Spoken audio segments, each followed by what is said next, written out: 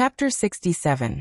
Previously, when Wu-Ming brought Sieg and a group of androids into the basement to rescue the androids, the Black Caster Avisprin released the traitorous Red Berserker Spartacus and retreated after a brief confrontation with the Red Rider Achilles. On the way back to the magic workshop, he inadvertently discovered the magic of a servant and followed the magic to find him. Then he saw Sieg. Avisprin judged that Sieg's self-consciousness was the core he needed, so he immediately wanted to capture Sieg. Although Wu-Ming said that he would not go against the black side, Wu-Ming agreed to protect Sieg. Therefore, when Avisprin summoned a large number of golems, Wu-Ming directly released his noble artifact, which caused great chaos on the battlefield. After the Patriarch of Eugomarinia, Danica, knew that a servant had broken into his base, he quickly summoned the black side servants who were on the battlefield. It happened that for some reason, the red side servants did not chase after him, but this was a good thing for the black side, so they did not pursue it. At this moment, a large amount of starlight floated in the air. Avisprin was half kneeling on the ground in a sorry state. His clothes were tattered, and the mask he wore was also shattered, revealing his weather-beaten face as he gasped for breath. Because Wu-Ming could suppress the power, Sieg and the androids were fine, and the basement where the androids were used as a magic battery was not affected. Only the ground in front of Avisprin was completely exposed, and the golems were all turned into ashes. He didn't die after taking one of my noble artifacts. Is it because of the command charm? I said while holding the meteor silver that still had a little bit of starlight. That's right, just when the light beam hit Avisprin. Avisprin's master used 3 command charms to strengthen Avisprin's magic, so that he could summon more golems and set up a large number of magic barriers. It was not until Avisprin's magic was almost completely exhausted that Avisprin survived. I'm sorry, Sieg. It seems that we can't save your compatriots now, Wu-Ming said apologetically. No, it's okay. Sieg was still immersed in the sea of starlight at this moment, and had not completely recovered.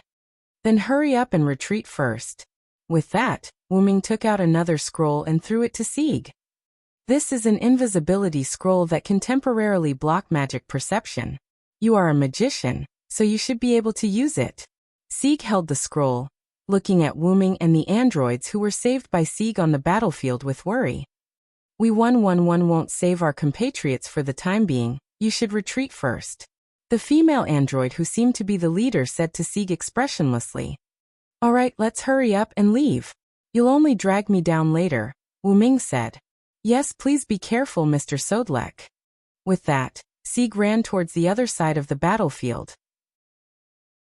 Of Avisprin of you. Of Avi of Avisprin of you of Avisbro and of you. Wu-Ming suddenly rushed forward and swung his sword at Avisprin. Clank! 2 iron stakes blocked Wu-Ming's sword, making a sound of steel colliding. Wu-Ming jumped back, and a large number of iron stakes emerged from the ground where he was originally standing. You're here, Vlad III. How dare you, General Soderlek, France's national salvation. While they were talking, Black Archer Sharon, Black Rider Astolfo, who was riding an eagle, and Black Berserker Frankenstein, who was running over, had all arrived. Except for Black Saber, who chose to commit suicide, and Black Assassin, who was out of control, all the black servants had arrived. And their masters had also gathered in a relatively safe place to watch the scene. I'm sorry, Vlad III. Although I said that I'm not your enemy, I have promised Siegfried to protect the androids. I had no choice but to attack Blackcaster. Although it was an apology, Wu-Ming didn't have the slightest intention of self-reflection on his face. Instead, his hand holding the sword was quite eager to fight. I understand you, Sodric. However, it's not right for you to ruin the battle between us and the Red followers. Well then, sinner who trespassed on my territory, leave your life behind. With Vlad III's order, Berserker Frankenstein, who was the most impatient, took the lead and rushed forward. Frankenstein rushed over, raised his heavy hammer, and smashed it down. Wu-Ming held the meteor silver in one hand to block it, and instantly released his magic to bounce it away. Then he quickly jumped back into the air, avoiding the iron stakes that pierced out of the ground, and swung his sword to cut them off. Then his body moved against gravity to the side, avoiding the arrows that were attacking him. Then he met Berserker Frankenstein, who rushed over again. Vlad III didn't have the idea of a one-on-one fight, He followed behind Frankenstein and raised his gun to stab Wu-Ming. In this way, Wu-Ming dealt with Black Lancer Vlad III and Black Berserker Frankenstein while avoiding or destroying the arrows from the air, and the iron stakes piercing out of the ground. Because of Wu-Ming's supreme skill, several servants couldn't defeat Wu-Ming even if they joined forces. As for Avisprin, he followed Jiro Share back to his magic workshop. After all, his master no longer had the command seal, and could no longer impose a compulsory order on him, and his magic was running out. If he didn't think of a way to survive in this world, he wouldn't be able to survive. Are you kidding me? How is this possible? Even 3 servants couldn't take down that French General Sodelec. He shouldn't have such strong martial arts skills. Fiori sat in a wheelchair and covered her mouth in surprise. The servant named Sodric is indeed a bit abnormal, but looking at his ability value, his real name is indeed Sodric. Collins pushed his glasses and said. The master could observe the ability value of his own servant, and naturally he could also observe the ability value of other servants, but there was not much information about the ability value of other servants. While they were discussing, Black Rider's master yelled at his servant, Astolfo, "Why don't you go up? Astolfo, show them the power of one of Charlemagne's 12 warriors." Astolfo, who was flying in the air, hesitated and didn't dare to go forward. "This is a little bit. Ha ha ha, I'm not that good at fighting." Astolfo laughed. Although Astolfo was one of the 12 warriors of Charlemagne, he was the weakest among them. Moreover, Astolfo had always relied on his noble phantasm to fight. It was especially effective when he was fighting against multiple enemies. "Give me your noble artifact, illusionary horse of this world, right now." This is not good. Astolfo smiled awkwardly. "Do it, or I will use my command seal," Serenica said fiercely. "Sigh, there's no other way." Astolfo prayed that Wu-Ming would use his noble phantasm. Chapter 68. At that moment, Wu-Ming made a feint and pulled away from Frankenstein and Vlad III. Vlad III also stopped Frankenstein, who wanted to continue to attack. "It seems that your identity is not simple, Sodric," Vlad III said. Being able to withstand the joint attack of 3 servants was not something a French general should have. "I just used the identity of Sodric to summon Saber, but the martial arts of other identities have been deeply engraved in my mind." Wu-Ming swung his sword and put the meteor silver into the golden ripples of Dragonist. "It seems that I can't take you down today. Not someone from Sodric." Vlad III didn't seem to be depressed. "You are wrong. I am Sodric, there is no doubt about that. It's just that I have another identity." Wu-Ming smiled. Then he looked at the boundless sky. "You have to be careful. You have to know that the Red Side's fortress has the Hanging Garden of kamikaze magic." Hanging Garden? Not good. Vlad III also realized something. At this moment, a gigantic sky fortress appeared in the boundless sky above Mylnia Citadel. It was the Hanging Garden with the ability to block detection. The originally flat ground was broken by the powerful suction of the Hanging Garden, and the Great Holy Grail, which was located in the center of the Hanging Garden, also broke out of the ground. "What?" one of the Black Side Masters exclaimed in surprise. After all, it was too hard to believe that the Red Side's purpose was to directly take away the Great Holy Grail. "Well then, you guys go ahead. I'll take my leave first." With that, Wu-Ming's spiritual form disappeared. The black servants present, Black Lancer Vlad III, Black Archer Sharon, Black Rider Astolfo, and Black Berserker Frankenstein all followed the boulder and entered the Hanging Garden. At that moment, Jean, who was resisting the explosion of the Red Berserker Spartacus, met Wu-Ming, who came out of Mylnia Fortress. "Sodric!" Jean roared. "What? What's wrong, Jihan?" Wu-Ming was shocked. "Didn't I tell you not to act on your own? You have now seriously damaged the Holy Grail war between the Black and Red factions." Jean d'Arc, who was Rule, said. "Although I don't have your command incantation, the command incantation that belongs to the Red Saber can be used on you, so you'd better stay put." Jean looked at Wu-Ming until Wu-Ming surrendered. Yes, I know, my saintess," Wu-Ming said helplessly.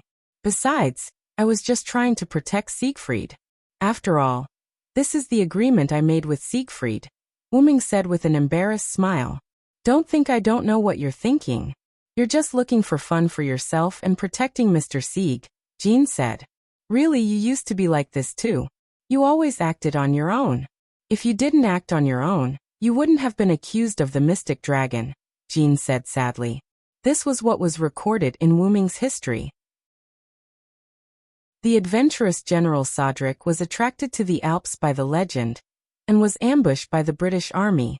In order to win the war between Britain and France, the British Army found a way to release the mystic dragon, who used to be a member of the Knights of the Round Table.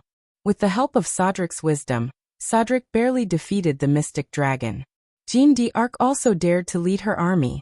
Otherwise, the exhausted Sodric would have been captured by the British Army. Wu Ming, on the other hand, smiled helplessly. Really, that's because it's convenient for me to use my noble phantasm. The suppression power was given to me in the history. Alright, you stay here for now. I'm going to the Sky Garden to question the Red Faction Master. If I find out that you're still running around, I'll definitely use my command incantation. After that, Jeanne d'Arc activated the pendant and flew into the air, heading toward the Sky Garden. Wu Ming, on the other hand, smiled helplessly and waved his hand. It's good that you stay here. I still have to help Sieg save those androids. Hey, Villo. Wu Ming turned his head and saw Jie Li and Mordred rushing over in a car that was almost scrapped. As soon as the car stopped, Mordred directly kicked the door and walked out. You're really good. You actually broke into the enemy's base camp alone. Mordred smiled as if she was meeting a good friend. She held Wu Ming's neck and laughed. This made Jie Li confused. After all, Mordred and Wu Ming did not get along very well before. They were not friendly. Wu Ming, on the other hand, saw through Jie Li's thoughts and said, in the Knights of the Round Table, Mordred is not liked by the other knights. Only I am willing to talk to Mordred. Of course, our relationship is good. Mordred hates me because of the bloodline problem. What did you say? You bastard, who has a good relationship with you? Mordred, like its Sundra, fiercely punched Wu Ming. Bloodline? Wu Ming pressed down on Mordred's fist and continued to speak to Jie Li. Didn't you notice that Mordred's eyes turn red when she fights? That's because a little of my bloodline is mixed in, causing her eyes to turn red when she fights. Ignoring the noisy Mordred, Jie Li asked, speaking of which, didn't you not participate in the war between the two sides? Why did you run to the Black Side's base camp to make a ruckus? Wu Ming smiled awkwardly. Then, Wu Ming told Jie Li about his experience after he and Jie Li separated. So that's how it is, Jie Li said. It's all because of you. Master, we didn't make it in time for this war, damn it. Mordred roared at Jie Li. Jie Li waved his hand helplessly and ignored Mordred. So, what are you going to do now? The Saintess asked you not to run around anymore, otherwise, she will use the command seal. Jie Li asked. Now the Black Side should only have one servant, Caster. I decided to help Sieg rescue those androids first. Then, we will leave first. If the people of the Yugomyrenia family see us, there will be trouble. Jie Li was about to leave. However, Mordred tugged on the lion Jie Li's clothes and said, What are you saying, Master? Since the other party has entered the Sky Garden, we should also go in. Hey, you can't be serious. That is Assassin's noble phantasm. Is it really okay for us to go in directly? Isn't that good? Let's fight directly. As a king, I will be fine. Mordred laughed. Looking at Mordred, who was spouting nonsense, Wu Ming laughed. Really, Mordred, you are still so reckless. Yes, you are too reckless. At least, let's find a place to investigate first. What is there to investigate? I hate magicians the most, just like Merlin, that bastard. Anyway, let's leave first. No. Continue to attack the Sky Garden. Looking at the master and servant who were quarreling together, Wu Ming couldn't help but say, You guys are really good together. After that, Wu Ming walked toward Marinia's fortress. Chapter 69. In the end, it was decided that Leo and Mordred would follow the suction force and enter the Sky Garden. Wu Ming, on the other hand, came to the basement of the androids that acted as batteries. He began to open the incubators one by one to rescue the androids. After a while, Wu Ming found that someone had come. When he saw the person, Wuming was a little surprised. Sieg, why are you back so soon? Sieg brought some of the androids that he had previously persuaded to the basement. Sigh. Mr. Sodrick, I saw that the black side servants had all entered the Sky Fortress, so I sneaked in with the scroll you gave me. After I found them, I came with them. Okay, I won't say anything more. Take it. After that, Wuming threw a bag to Sieg. It was full of recovery potions. Give each of the rescued androids a bottle. It can temporarily restore their physical abilities. Let them come and rescue the other androids. Okay. Every time an android was rescued, it was equivalent to having more power. Soon, all the androids were liberated. Wuming said to Sieg, So Sieg, have you really decided to liberate the androids and let them be free? You, who originally needed orders, will no longer be ordered. What purpose do you have to live for? Sieg replied with a firm look in his eyes. Although what you said is indeed the truth, self-awareness should not be needed for us. I don't know if it is the right thing for us to give up our duties, but even if we can't rest in peace in the future, even if there is despair waiting in front of us, we still want to walk our own path. We don't need salvation, we need freedom of choice. So please, Mr. Sodrick. Wuming smiled and said, I will help you. Then he said to Sieg, How about this? I will go with you to negotiate with the Black Side Master. After all, they can't leave here for the time being. Yes, thank you very much, Mr. Sodrick. Sieg and the female androids had a simple negotiation, and asked her to take the basement with the androids, then followed Wuming's footsteps. With that, Wuming and Sieg walked out of the basement. Speaking of which, you are really courageous. Why didn't Castor come to find you again? He didn't enter the Sky Garden. Sigh. Sieg panicked. Don't worry, I've already heavily injured him. He's either recovering his mana somewhere, or has already disappeared. Soon, Wuming and Sieg found the masters of the black side gathered together. What? The red team's saber. Why are you here? Wuming looked at the surprised expressions of the four masters in front of him and asked. Isn't the master of Black Lancer and Black Caster here? Uncle entered the Sky Garden with the servants. I don't know where Rocher and Castor went. The speaker was a woman in a wheelchair. If I remember correctly, you're the master of Black Archer. Yes, thank you for remembering me. My name is Fiori, and I'm the next leader. Don't call me Red Saber. I was summoned by cheating. Just call me Sodrick. All right, Mr. Sodlek. May I know what your intentions are? Wuming looked at the masters who were ready to use the command spell to summon the servants. You don't have to be nervous. I said earlier that I don't want to be enemies with you. If it weren't for Avisprin, I wouldn't have put a noble phantasm in your fortress.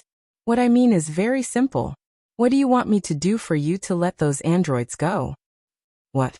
What do you mean? Gordon, the master of Sieg, who created those androids, asked. I want to save those androids, my compatriots, Sieg said. Are you kidding me? Astolfo's master, Serenikai, said lightly. It seemed that when she saw Sieg, she went crazy. Are you kidding me? Who will let those androids go? How can I let you go? Serenikai said crazily, ignoring Wuming's presence. He's mine. Astolfo is mine, but he was taken away by you scum. How can I let you go? Serenikai roared at Sieg. By the command spell, Astolfo, return to my side. As Serenikai's hand moved, the command spell disappeared, and Astolfo, who was originally in the Sky Garden, appeared in the storage room by teleportation. Wah, what's going on, master? Sigh. Sodrick and Sieg. Astolfo, I command you to kill that android with 2 command spells. What? Astolfo was a little stunned. He had just been summoned, and at this moment, his master ordered him to kill the androids he saved. Looking at Astolfo, who was trembling slightly, Serenikai laughed crazily. That's right. That's right. I want to watch you kill the people you saved, watch you fall. You can only be mine. Mine. Ahaha. In addition to Wuming and Sieg, the 3 people present, Fiol, Collins, and Golder, all looked at Serenikai in disbelief. That's it. As the voice fell, the blade flashed. Serenikai fell to the ground, her head separated from her body. It's really a servant's misfortune to have a master like you. This just gives me a bargaining chip to negotiate with you. Wu Ming looked at Astolfo, who was kneeling on the ground and was about to disappear because of the death of his master. Wu Ming then looked at Sieg. Sieg, you now form a servant contract with Astolfo. What? File and the other two were a little surprised that an android could form a contract with a servant. Don't you have a command spell? Then hurry up. This is your bargaining chip to help your companions. Then Wu Ming looked at File, Collins and Golder. You don't have any objections, right? In response to this semi-threatening inquiry, the three could only say, No, please go ahead. Hurry up, Sieg. Do you want to see Astolfo disappear? Then he looked at Fiore, Collins and Gordon. You guys come out with me. Leave some space for Sieg and Astolfo. Yes. The three replied in panic. Wu Ming closed the door and waited outside with the three. Excuse me. Mr. Sodrick, who are you? In the face of this question, Wu Ming did not answer directly. I'm a cheating servant who was summoned together with the Red Saber. My purpose is to meet the ruler, Jeanne d'Arc. Because I'm a cheating servant, I was asked by the ruler not to interfere with the Holy Grail War. Because I agreed to Siegfried's request before he died, I will protect him. So I didn't interfere with the Holy Grail War. Sieg is the one who interfered, it has nothing to do with me. Wu Ming finally said like a rascal. And I think when ruler comes down from the Sky Garden later, she will gather the remaining servants to suppress the real offenders, so we will probably be comrades later. This made the three people not dare to flatter him. As for the problem of me killing that woman, first of all, you guys attacked the people I wanted to protect. It's good that I didn't kill all of you. And I believe that you guys don't want to make a scene like that, wasting 3 command spells because of a personal grudge. In a way, I've helped you. The 3 people expressed that they had never seen such a shameless person. Chapter 70. After a while, the contract between Sieg and Astolfo was completed.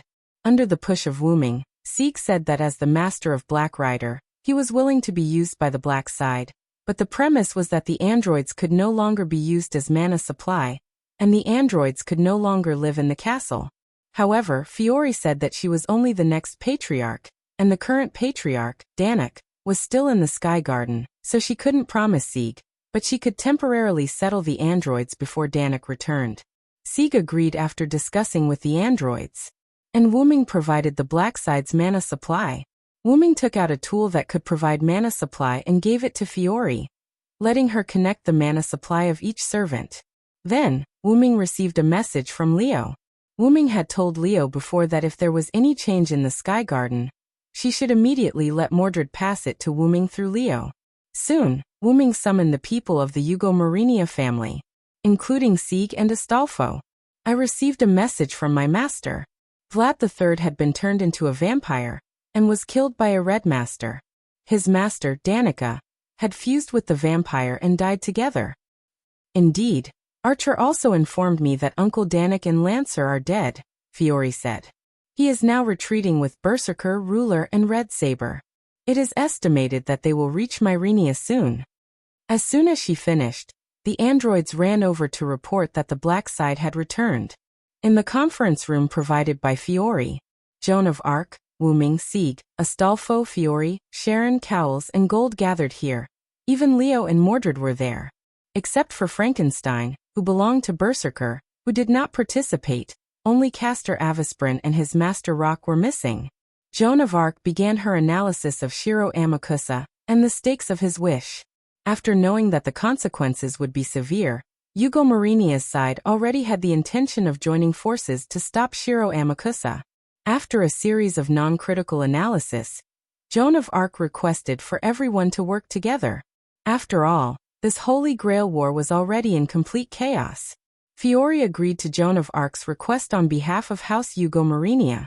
Because of the androids, Sieg and Astolfo, as allies of Yugo Marinia, also agreed to Joan of Arc's request.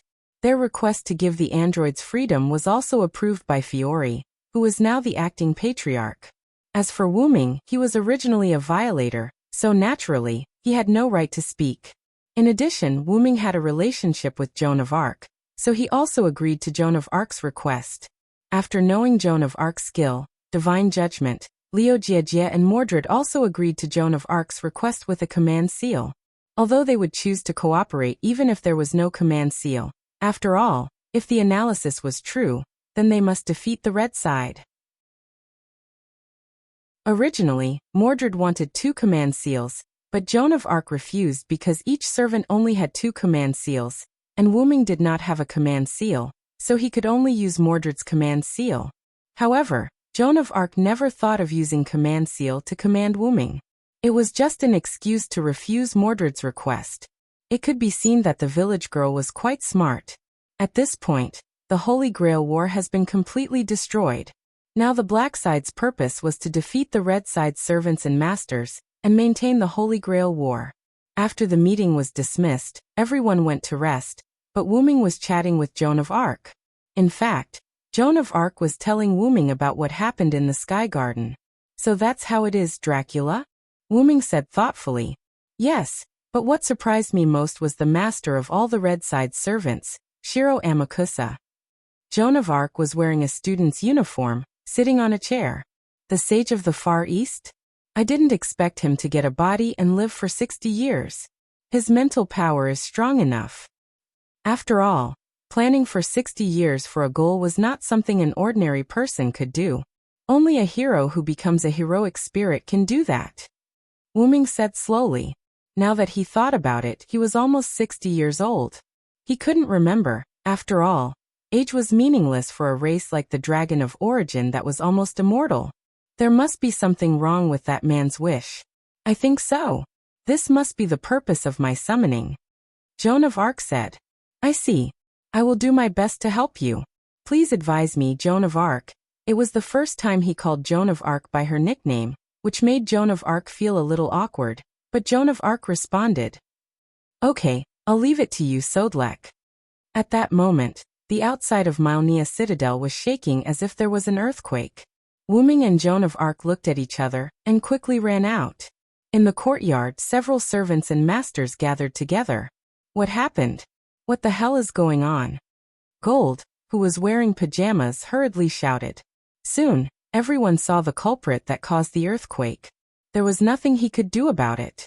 After all, there was a gigantic magic puppet over 10 meters tall walking towards him. The earth was trembling because of it. That's Blackcaster's noble phantasm. Joan of Arc was the first to call out the puppet's real name. Crown the light of wisdom, Golem Kether Malchit. I'll go first, Jehan. Wu Ming condensed his armor, took out Meteor Silver, and shouted at Mordred. Come with me, Mordred. Of course. Mordred's face was full of arrogance. She condensed her armor and sword and rushed forward with Wu Ming. Seeing the two of them rushing up, Lion Jiejie asked. So where is Blackcaster? Why did he attack his own faction? Joan of Arc said. In my perception, Blackcaster has already left. This noble phantasm seems to have the property that it won't disappear even if the servant leaves. Fiore, who was standing at the side, said sadly. It seems that Rocher has been used as a furnace by Caster.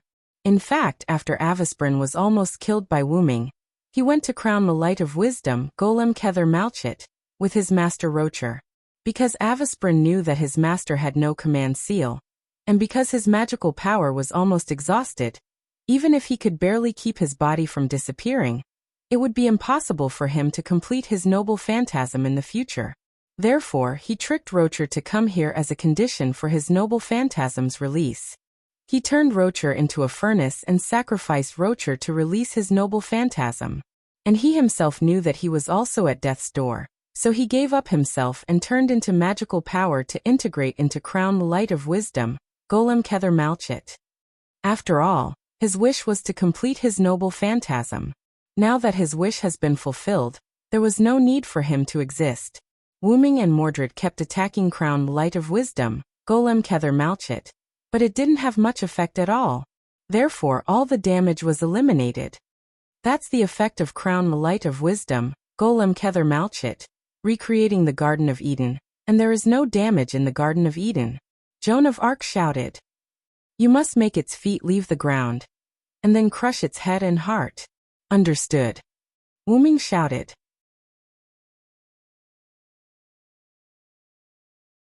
Chapter 71. After knowing its weakness, Wu Ming no longer fought with the crown. Light of Wisdom Gold Kether Malchit. Wu Ming released a large amount of magical power and accelerated, avoiding the crown Light of Wisdom's attack. He then slid under the crown a Light of Wisdom, and held the sword with both hands. Then he used the sword as a plank and hit the lower part of the crown, Gold Kether Malchit. That hit made the men present shudder. Don't get me wrong, Wu Ming wanted to hit it into the air. With the release of magical power, a large amount of magical power rushed out of Wu Ming's body like starlight. The Light of Wisdom Gold Kether Malchit was sent flying into the air by Meteor Silver, and its huge body was still struggling. Then, Wu Ming held the sword with both hands on his waist, and the starlight in the sky flowed rapidly, and the Meteor Silver began to gather a large amount of starlight. Silver. With the release of Noble Phantasm, Wu Ming swung the Meteor Silver, which gathered a large amount of starlight, upward. The starlight rushed toward the sky like a rushing river, until it completely covered the crown the Light of Wisdom. The light beam formed by the starlight continued to fly upward until it reached a place where people couldn't see it. After a while, the light beam became thinner and thinner until it disappeared.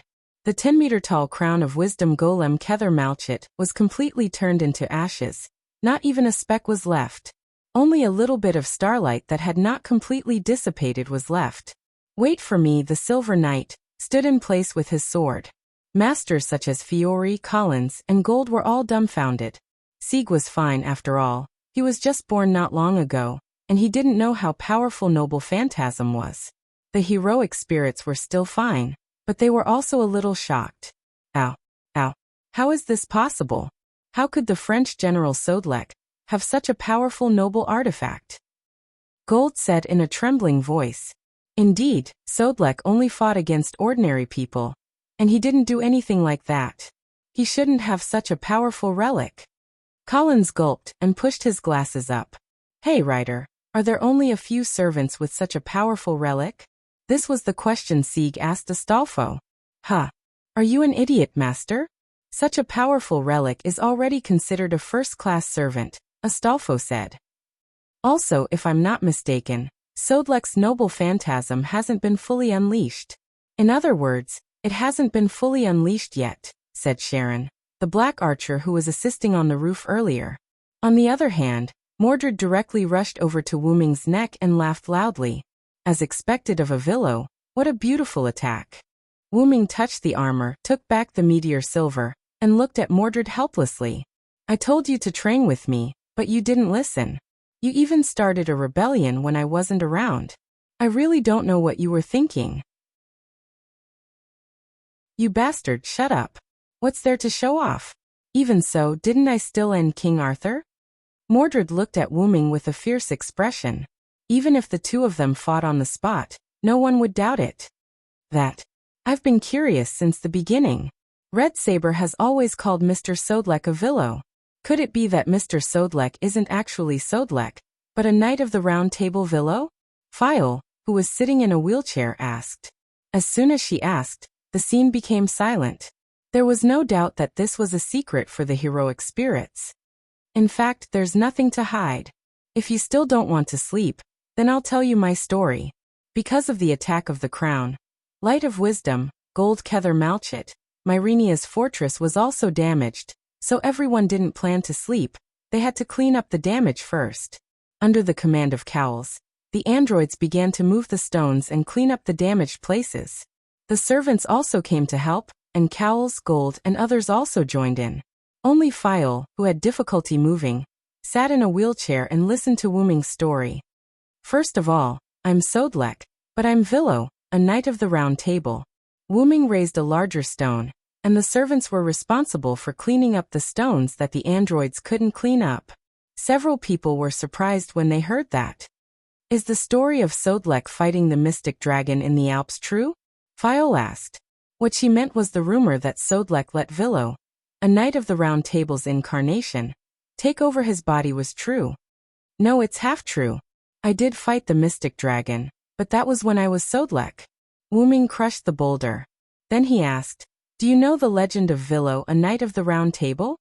Yes, Villo was cursed by the Black Magician in order to save King Arthur's sister, Morgan Le Fay. His body turned into a dragon, and his mind was devoured. He was sealed by King Arthur, Merlin and others. Some people also commented that Villo's incarnation was the beginning of the end of Arthur's dynasty. Cowles said, "Save that be *tch? She was the one who forced Varin to reveal his true form, the mystic dragon, and then sealed Varin in the scroll. That despicable be *tch." Mordred said as she punched out with all her might, shattering a boulder. The boulder splashed and hit Leo Jelly, causing Leo Jelly to complain, Hey, be careful." Then, what does it mean to turn into a dragon? Is Villo a dragon? Leo Jelly asked. That's right. I'm a dragon, a purebred dragon, Wuming said calmly, as if he was talking about what he had eaten yesterday. Sigh. A few different voices cried out. Is this possible? That's a dragon that will never be seen again in the Kannagi era. Wu Ming ignored their ruckus and continued to speak. That's right. Dragons didn't appear in King Arthur's era. Dragons weren't suitable for that era, so I turned into a human. After that, Morgan Le Fay used an unknown poison to devour my mind, and I turned back into my original form. That era couldn't bear my existence, so I was forced out of that era. This is too shocking. Gold said blankly. He didn't know that the boulder in his hand had left his palm and was smashing toward his feet. Ah, my feet. It hurts. Ah. Gould rolled on the ground with his arms around his legs in a sorry state. Everyone laughed and continued to listen to Wu Ming tell his story.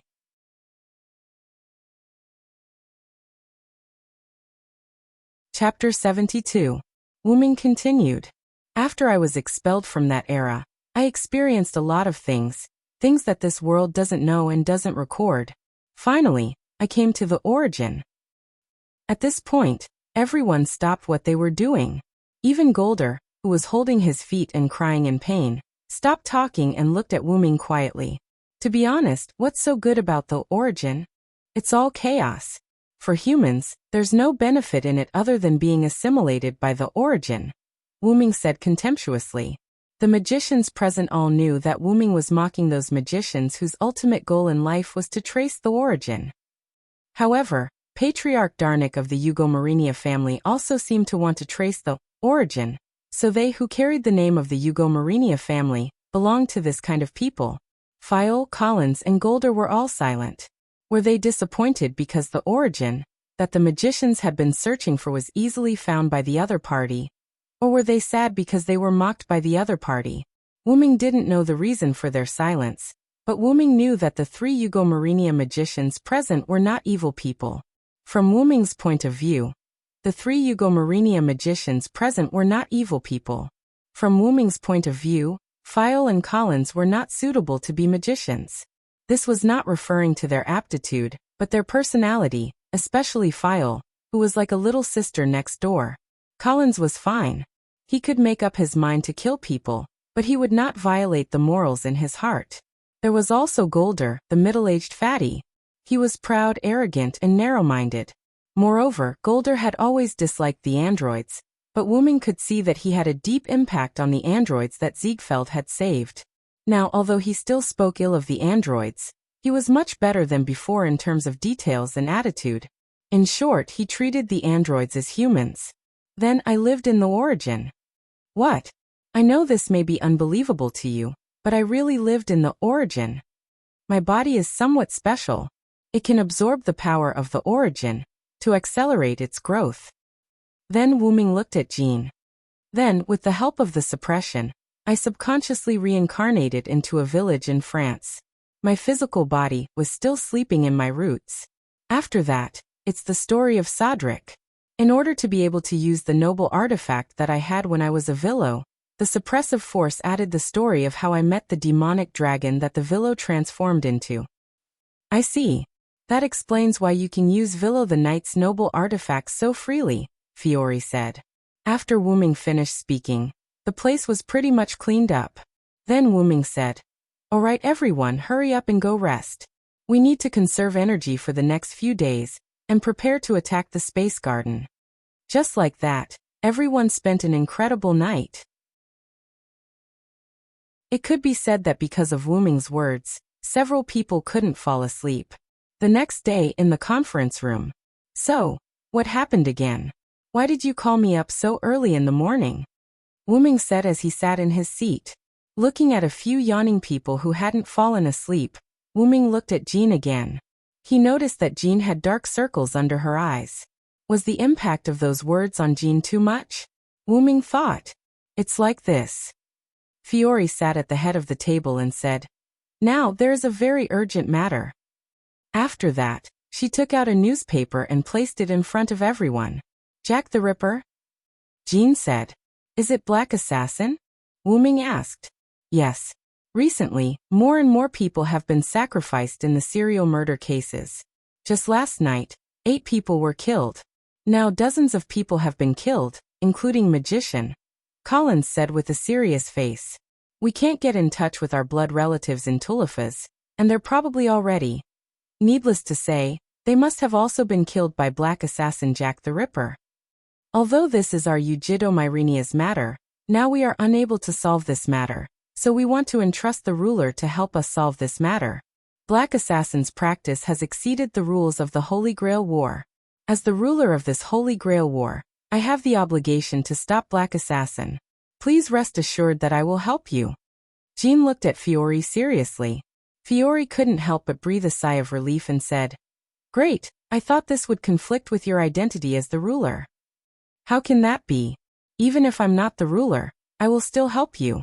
After all, Black Assassin's practice is unacceptable to me. As a heroic spirit, he wantonly attacked ordinary humans and magicians. There is no doubt that Black Assassin has fallen into evil." Then Jean looked at Wu Ming and said with a smile, "And even without me, Sodric will definitely not allow Black Assassin to exist." Wu Ming, who was resting with his eyes closed, opened his eyes and looked at Jean. "Of course, now I'm not only the French General Sodric, but also a Knight of the Round Table Villo. Such evil people must be punished. Really, I didn't want to care. After all, Sodric was the one who was righteous, not Wu Ming. The suppressive force created a fake history and arranged Wu Ming's identity as a young man with a sense of justice. Sodric sacrificed himself for his country.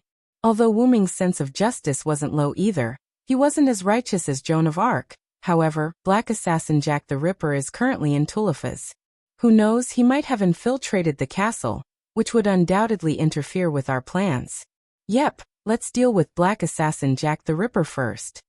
That was why Wu Ming was said to be at Sundara. "Then, do we have any information about Black Assassin now?" Astolfo asked. "Yes, Master and I have fought with Black Assassin before." Just as Sharon was about to tell them about Black Assassin Jack the Ripper, he was suddenly shocked.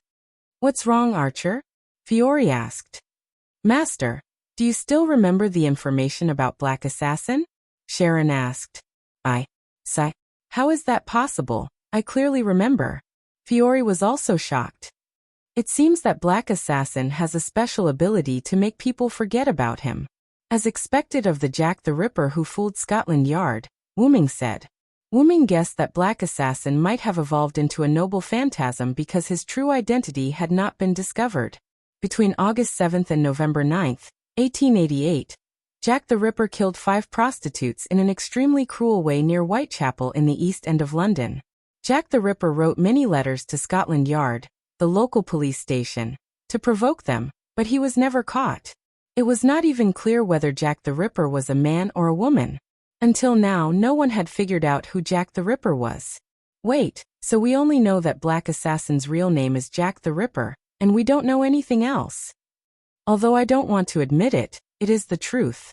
Hey.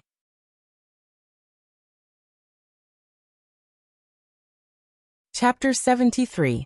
In the end, everyone decided to first check the situation of the missing people of the Yugo Myrenia family in Tulifas, Myrenia Citadel Corridor. Because Cowles wanted to check in person and needed to bring some tools, he left first accompanied by Sharon.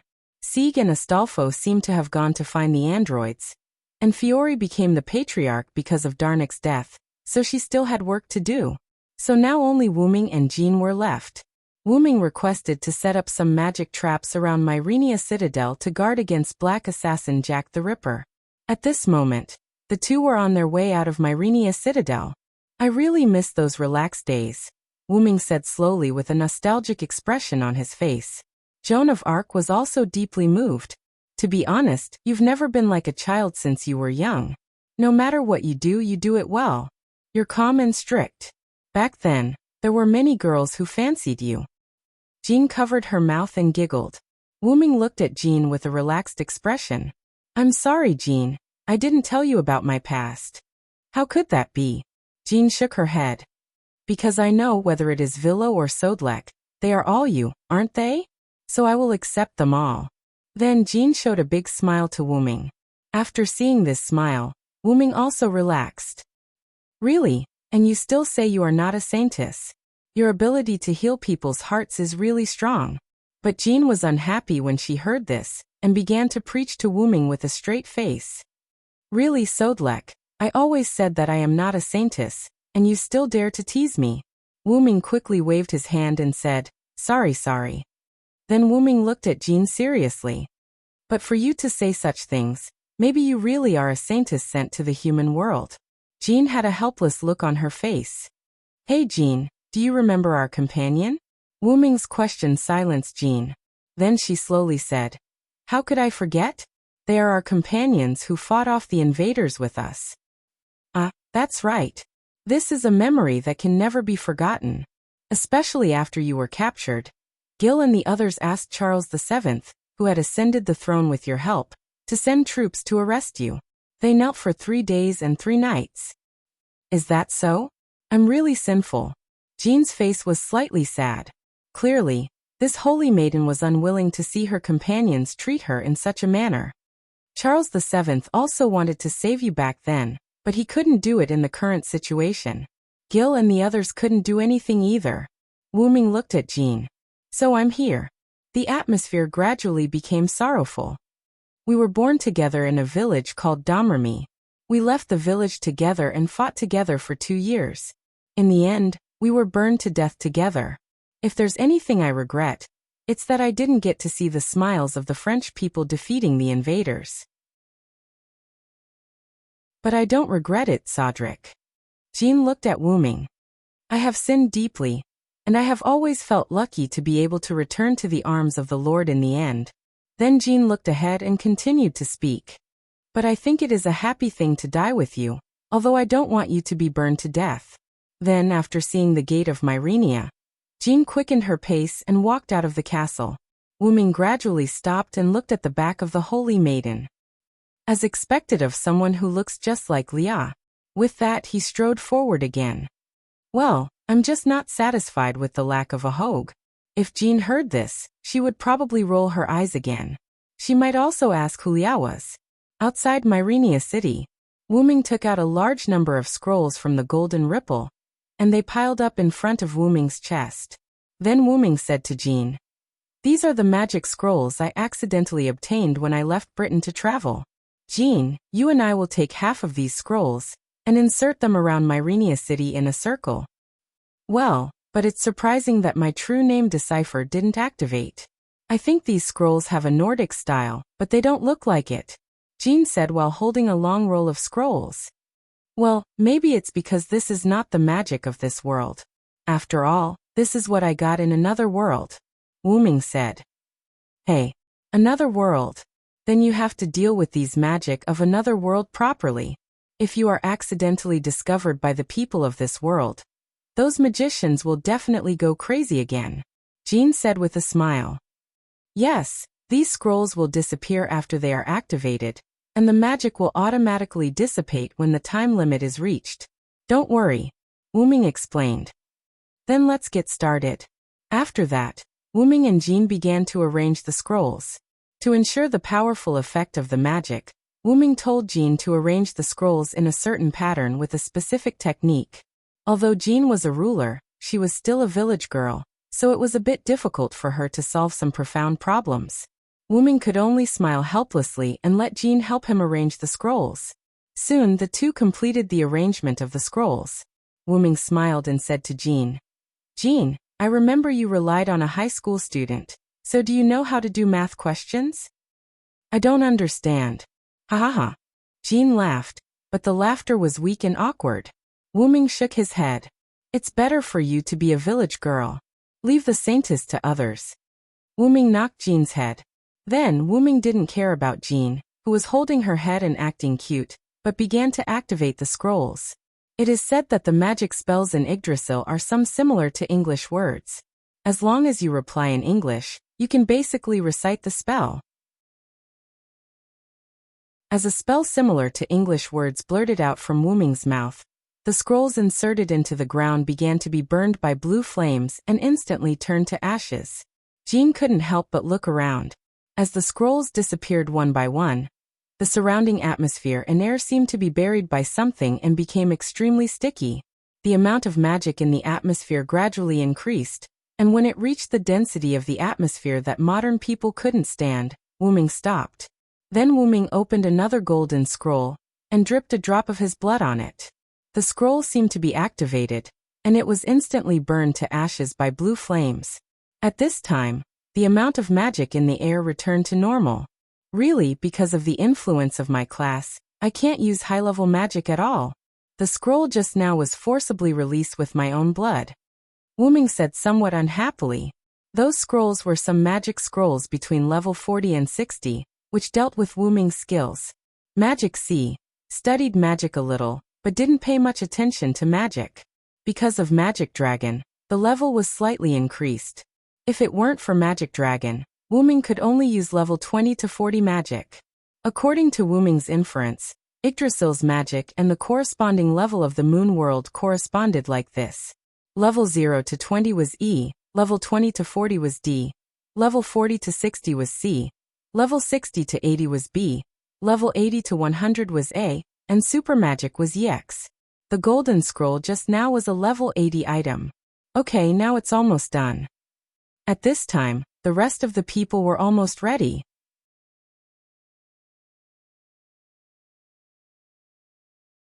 Chapter 74. After everyone was ready, Wu Ming, Joan of Arc, Sharon, and Collins went to Tulifaz's missing relatives to investigate. Fiore, Sieg, and Astolfo stayed in Myrenia Citadel. Because the missing people were distributed in different places, it took a long time to investigate the last missing person. In the basement of a room, including this place, 8 people have been investigated. This is the last place to investigate. Collins squatted on the ground and was examining the body, looking at the corpse tied to the chair with its eyes rolled back and several scalpels stabbed into its body. Everyone fell silent. Collins pulled out the scalpels one by one, and there was no more blood to flow from the wound. The results of the investigation in 8 places have a commonality. Everyone's heart was dug out. Speaking of this, everyone present frowned. The heart is the essence of magic power. It's not surprising for Black Assassin to have it dug out. Wu Ming stood aside with his hands on his chest and then said, "Maybe Black Assassin's master is an ordinary person, not a magician." This reminded everyone. Then digging out a magician's heart to replenish magic power makes sense, Sharon said.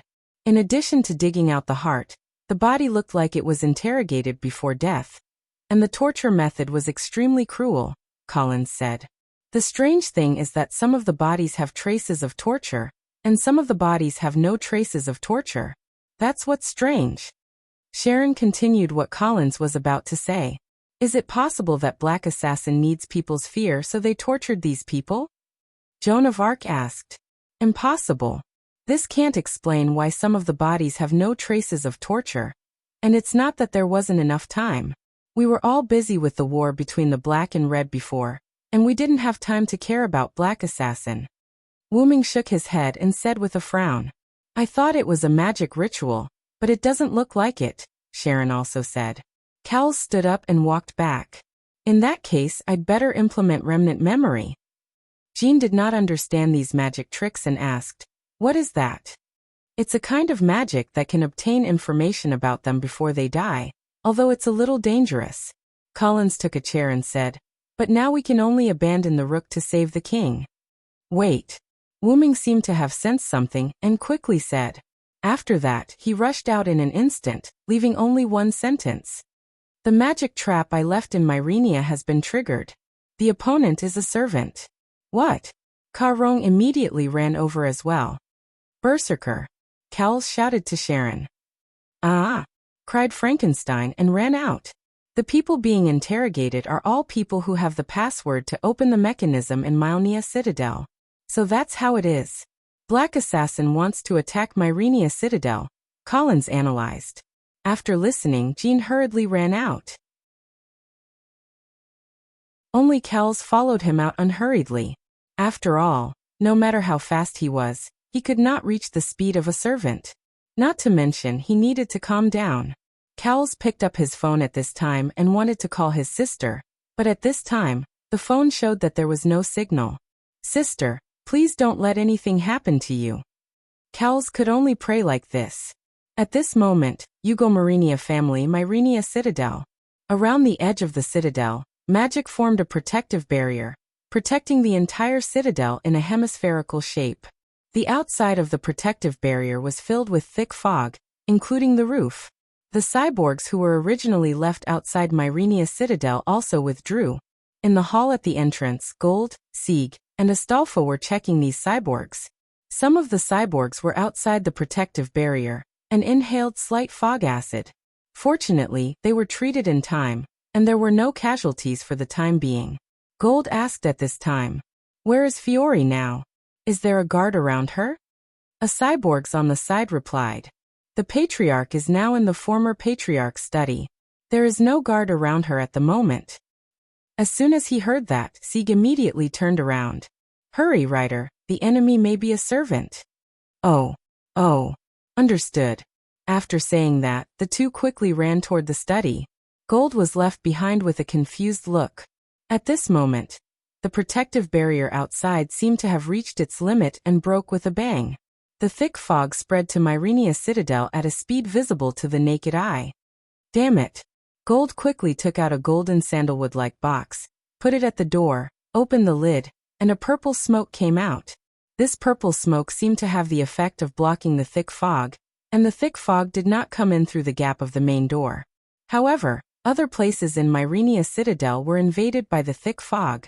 Slowly, the entire corridor where Fiore was located was filled with thick fog. Fiore, who was still busy working in the study, also found something wrong at this moment. She quickly opened the door and looked at the corridor. Looking at the corridor covered with thick fog, Fiore took out a magic handkerchief, covered her nose and mouth with one hand, and pushed the wheelchair with the other hand, walking toward the room where her magic dress was stored. After all, Fiore's legs were paralyzed because of the deterioration of the magic circuit. She said that she had obtained extraordinary magic skills, but she could not move freely. Usually, she relied on the magic dress she developed to move. Link Enhanced Magic Dress was the name of Fiore's self-designed magic dress. It was a prop specially designed to replace the immobile feat. However, even a third-rate magician would become a first-rate magician if he were to put on this set of clothes. The shape was similar to a backpack, and there were 4 artificial hands on the back. It was forged with a special alloy that was easier to circulate magic. Each artificial hand had an animal spirit attached to it, and it could move according to Fiore's will. It could also move automatically according to the situation to protect Fiore as the owner. When Fiore finally walked to the door of the room where the magic dress was stored, Fiore caught a glimpse of a strange little girl standing behind her with a knife. But there was no doubt that this cute little girl with white hair was the serial killer, Black Assassin Jack the Ripper. Maybe Fiore was a little panicked. After opening the door, her body tilted and the wheelchair fell to the ground. Fiore hurriedly climbed in, and then closed the door with a spell. Just as Fiore heaved a sigh of relief, the door was opened again. "I'm so sorry, sister. I know the spell of this door." The innocent child's gentle words made Fiore's whole body cold, and her pupils shrank. There was no doubt that this was the voice of hell.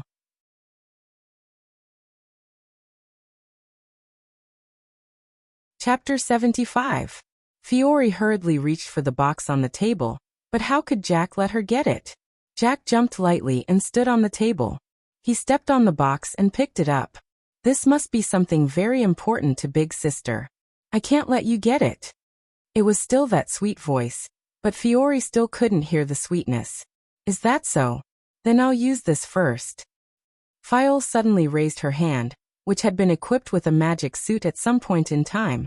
She pointed at the two mechanical arms that were connected to the back of a chair by the wall.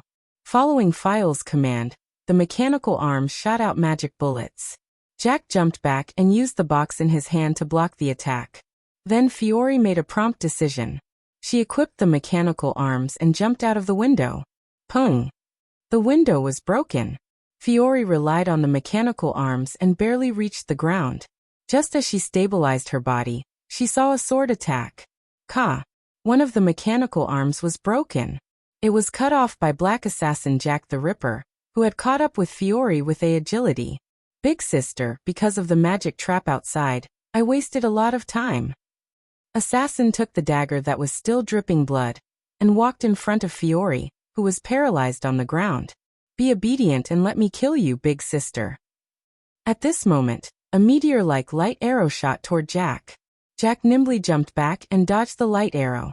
The light arrow pierced the place where Jack was originally standing and buried deep into the ground. The light scattered and the light arrow revealed its original shape. It was a shining knight's sword that shone like a fashion trend.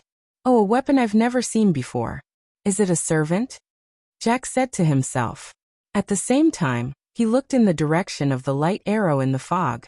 Wu Ming, who was dressed casually, walked over unhurriedly. His hand reached into the golden ripples and took out a bottle of recovery potion. He handed it to Fiore, who was still in the fog. This is a recovery potion. Drink it first. Oh, okay, thank you. Fiore was a little confused, but she still followed Wu Ming's instructions and drank the red potion. Wu Ming then pulled out the meteor silver that he had bought from the ground. Black Assassin Jack the Ripper. Am I right? Wu Ming looked at the young Jack.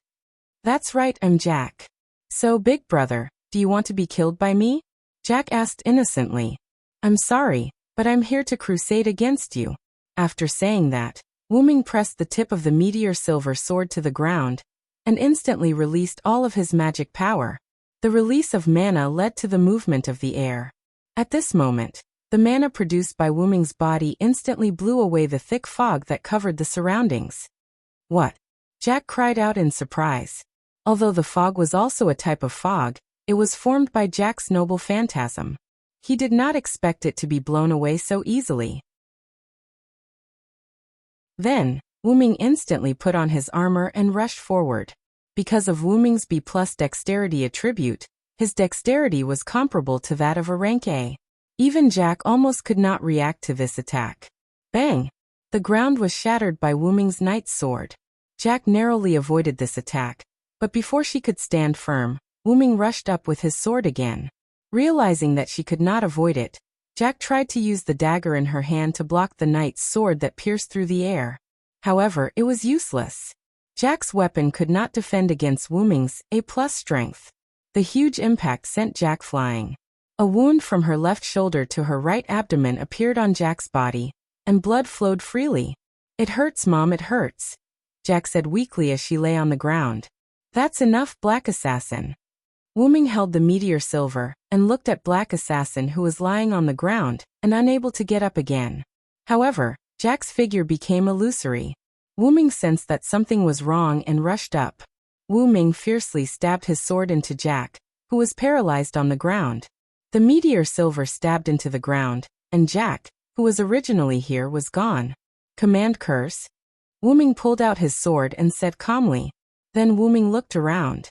The fog that was still gathering after being blown away disappeared at a speed visible to the naked eye.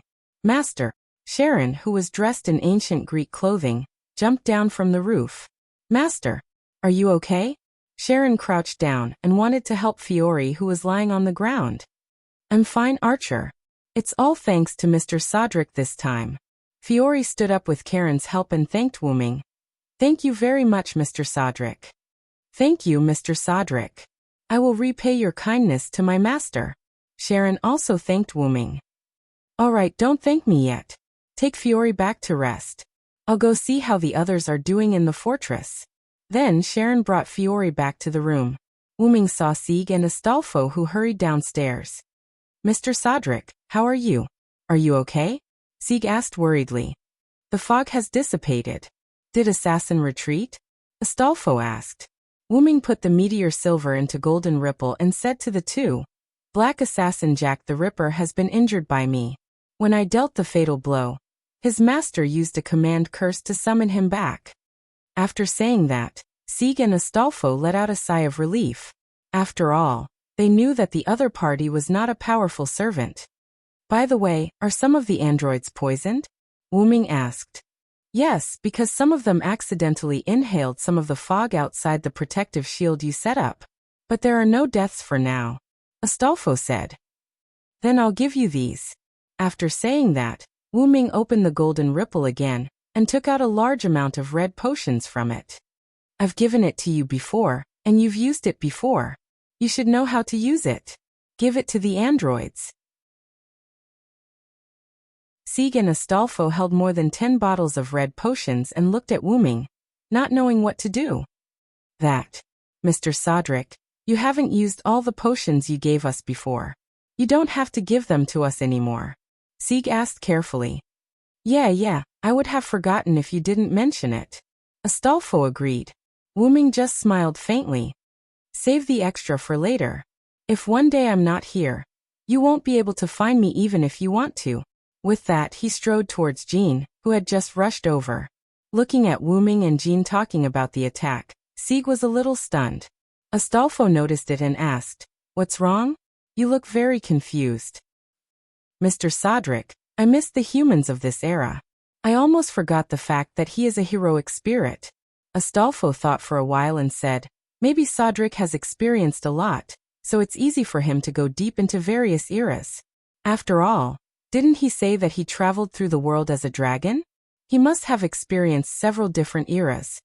Is that so? Sieg said faintly. Okay, let's go and give these potions to the androids first. Let's go. Wait for me, Ryder.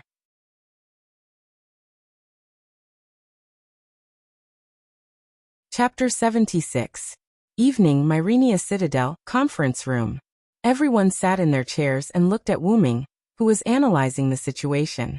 Black Assassin does have the ability to erase his memory and information. This has been confirmed. Wuming crossed his arms and looked at everyone. But I can feel that Black Assassin has been injured by me. That's what my sword said. And if the other master is an ordinary person, then Black Assassin will definitely attack again because he needs to replenish his magic and recover his body.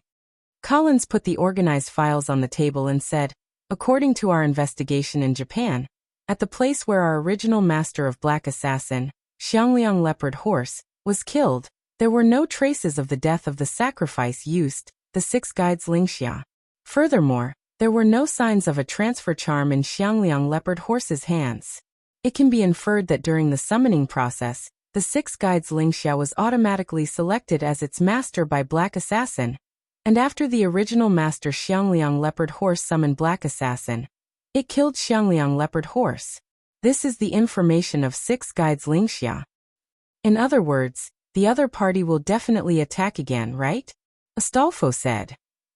Yes, what we need to do now is to wait for Black Assassin to come, Wuming said. And Black Assassin triggered my magic trap, leaving a mark on his body. As long as he comes within a certain range of me, I can detect him. But how do we lure Black Assassin out? Fiore asked. After a short rest, because Fiore was not injured, and because she was the current leader of Ujido Myrenia, she came to participate in this meeting. I can be the bait, Sieg stood up and said. No way. It's too dangerous, master. You are not a servant at all. You can't defend against an unexpected attack. As Sieg's servant, Astolfo immediately retorted. That's right, Sieg. Although you want to help everyone, you are too weak as a human. Because of Zijafai's heart, Sieg's body was no different from an ordinary person. His magic circuit was also of high quality. His physical fitness was even better than ordinary people. However, Sieg was still a human being. He couldn't defend himself from the attacks of the servants in the dark. Even the weakest assassin couldn't do that. It wasn't that Sieg was weak, nor was it discriminating against servants, but Sieg's servant was too powerful. Don't worry, Siegelkoen. Because I'm a servant, I can suppress the presence of a servant. Jean said. And I will be by Jean's side. I have this item that can shield my aura. Nothing will happen. Please rest assured. Wu Ming echoed. Yes, I understand, Sieg said with disappointment. Wu Ming took a deep look at Sieg and then ignored him. Astolfo is responsible for observing from the sky. Sharon is responsible for sniping from Mylenia's fortress, and Sodlek and Jean will be the bait. Collins said. So it's decided. In order to prevent Black Assassin from attacking ordinary people at night, let's act tonight. Wu Ming stood up and said. Yes. Everyone replied. After the meeting, Wu Ming did not choose to have dinner with Jean. Instead, he went to Sieg and said, Let's talk, Sieg. Sigh. Sieg and Astolfo said. After a while, Jean took Astolfo to the restaurant. Wu Ming and Sieg walked on the wall of Mylenia's fortress. Sieg, do you think you are useless? Wu Ming took the lead to speak. Sigh. Mr. Sodlek. I really want to repay you for helping me. But, Sieg said softly. Sieg is willing to give you the heart, not only because he wants to help the people in need, but also because he wants to help the people who ask for help and the people who don't give up. Wu Ming stood on the edge of the wall and looked at the endless grassland in the distance. The grassland, which was originally the battlefield of the Black and Red Army, had been repaired by magic, and there was no trace of damage. Even so, I haven't been of much help to everyone. I've always been asking for help. Everything depends on you, whether it's saving my fellow countrymen, Miss Fiore being attacked by Black Assassin, or acting as bait. If it weren't for you, I would have been in a worse situation. Sieg lowered his head in disappointment.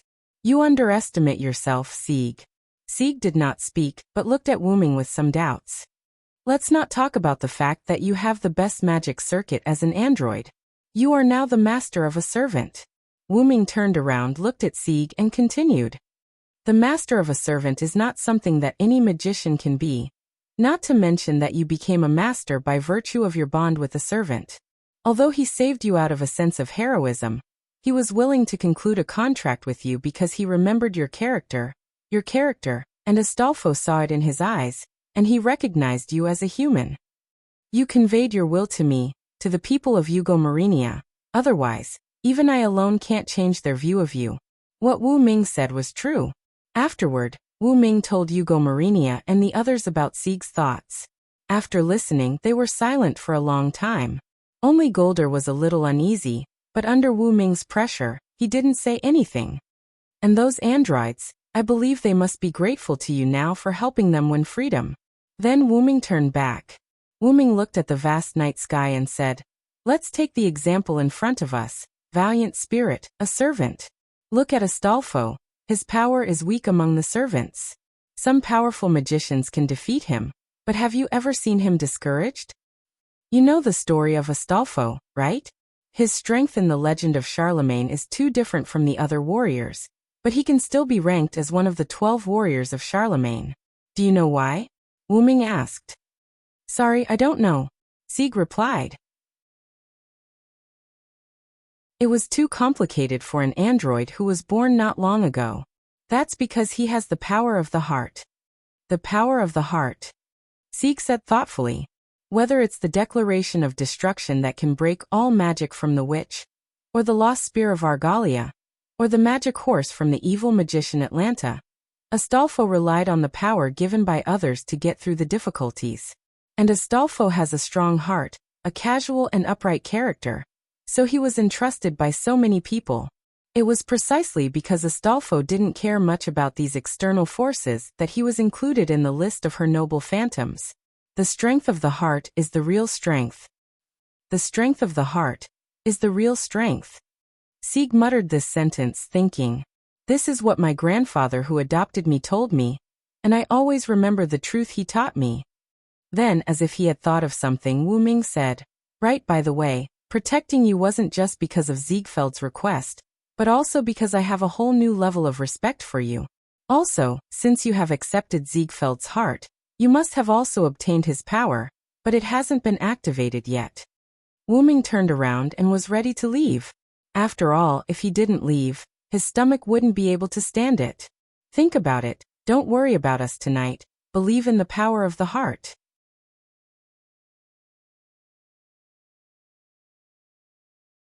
Chapter 77. After leaving the city wall, Wu Ming went to the dining hall. Everyone else had already finished eating. Only Jean and Astolfo were still waiting.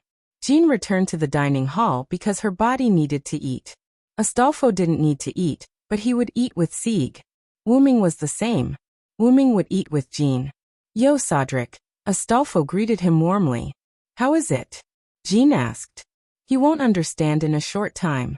There's still a long way to go." "There's no need to rush," Wu Ming replied with a smile. "Then hurry up and eat, Cedric."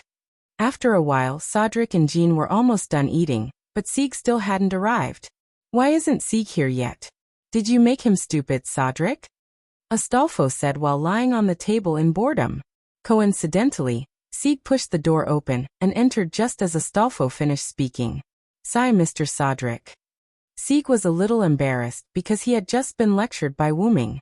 He was like a student who had just met his teacher. "Hurry up. Sieg, hurry up and eat. We still have to move later," Astolfo said. Oh, okay." Soon everyone was ready. Fiol and Cowles were overseeing Myrenia Citadel. Frankenstein followed Cowles and Fiol, and was responsible for protecting them. Wu Ming and Jean were the main force and bait. Astolfo was scouting from the sky. Sieg had to deal with special situations with Astolfo, so he rode the eagle with Astolfo. In the end, Sharon would use all-seeing eyes to snipe. As for Leo Gielli and Mordred, they were on different sides.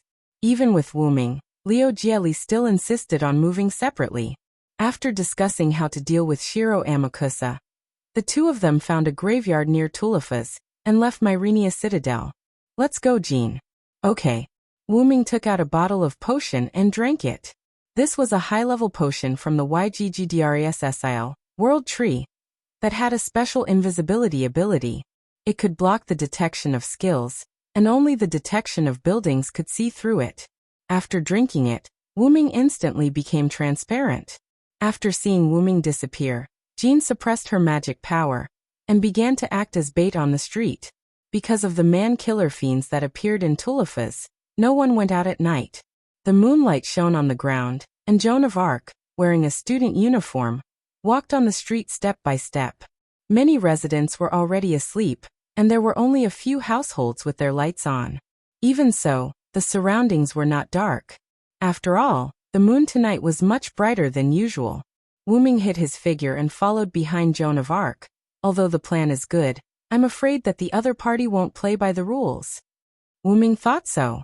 And just in case, Wu Ming had already set up magic scrolls around Myrenia Citadel. And with Sharon and Frankenstein in the Citadel, there was no way for anything to go wrong.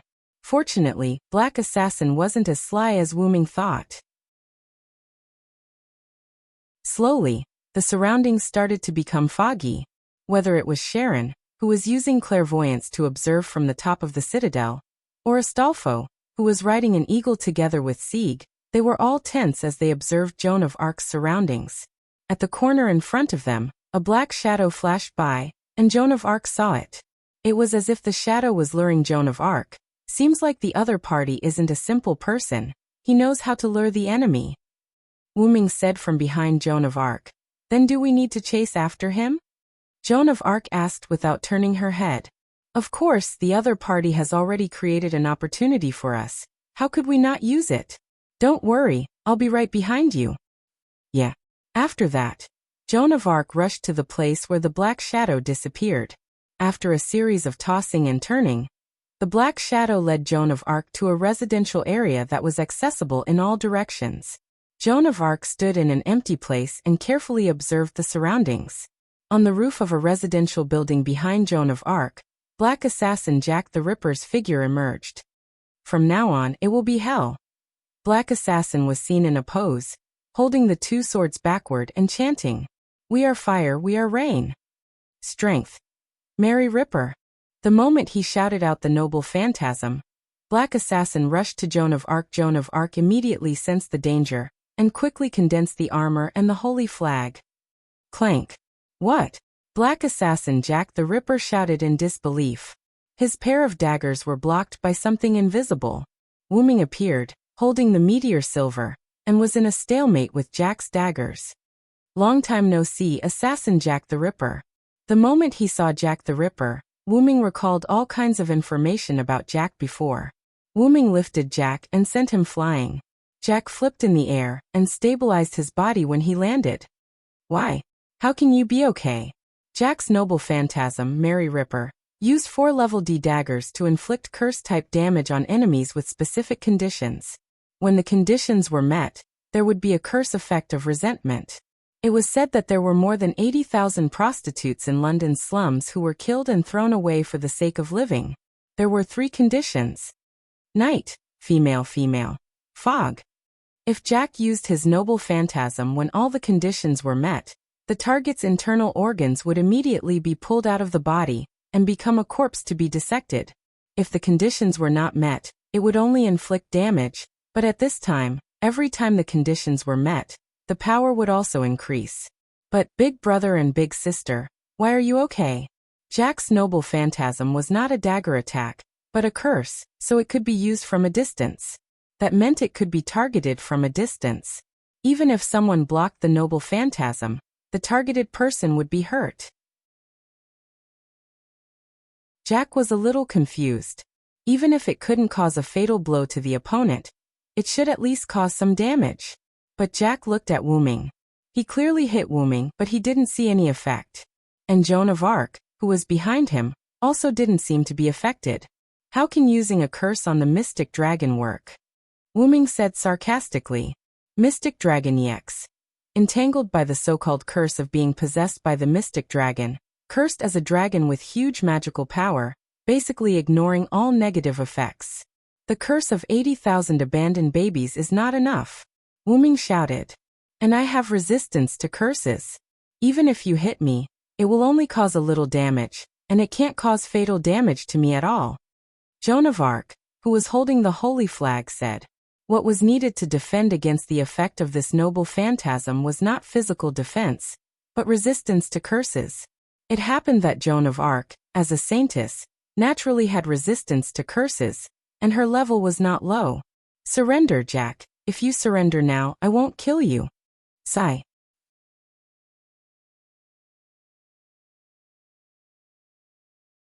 Chapter 78. Sigh. Not only Jack was puzzled, but even Jean was also puzzled. If you surrender now, I will restrict your freedom until the end of the Holy Grail War, Wu Ming continued. For some reason, Wu Ming rejected the original plan to get rid of Jack the Ripper. But Jean seemed to want to say something. However, Wu Ming interrupted her. Let me be willful for once, Jean. Okay then.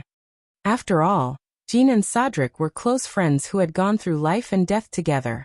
After thinking for a while, Jean, who couldn't think of a reason, decided to believe in Cedric, who was also Wu Ming.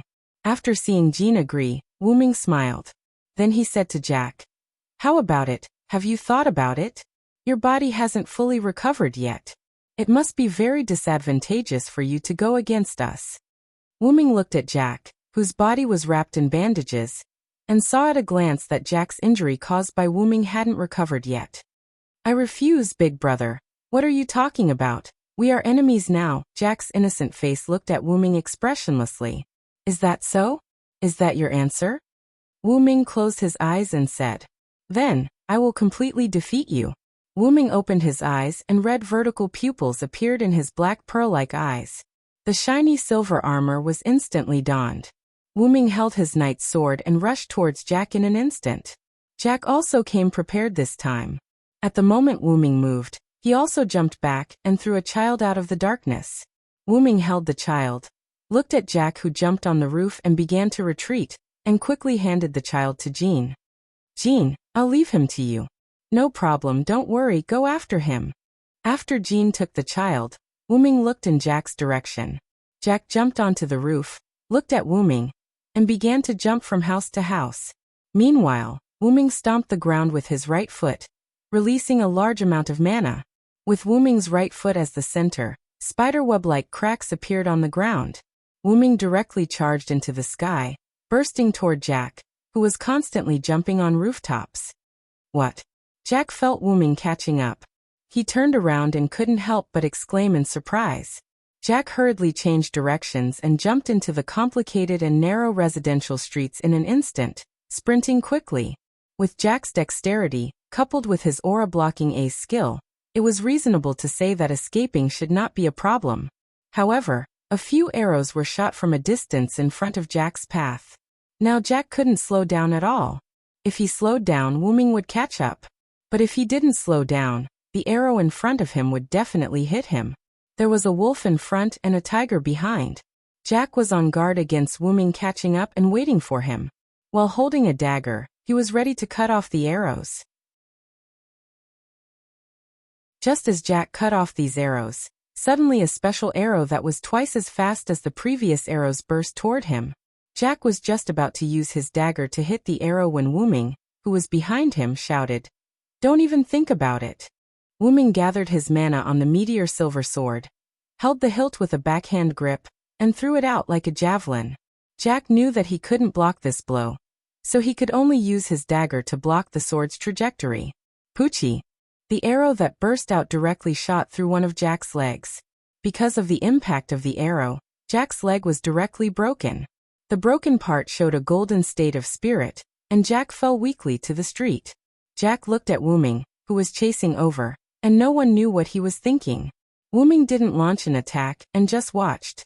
Then Wu-ming felt a wave of spatial fluctuations, and Jack disappeared in front of Wu-ming's eyes. Sure enough, it's a command spell again. Wu-ming stood on a building and watched Jack disappear. But Wu-ming had already suffered once, and he definitely wouldn't suffer again. When Jack attacked File last time, Jack had been marked by Wu-ming's magic trap. Although there was a time limit, in the current situation, there was plenty of time.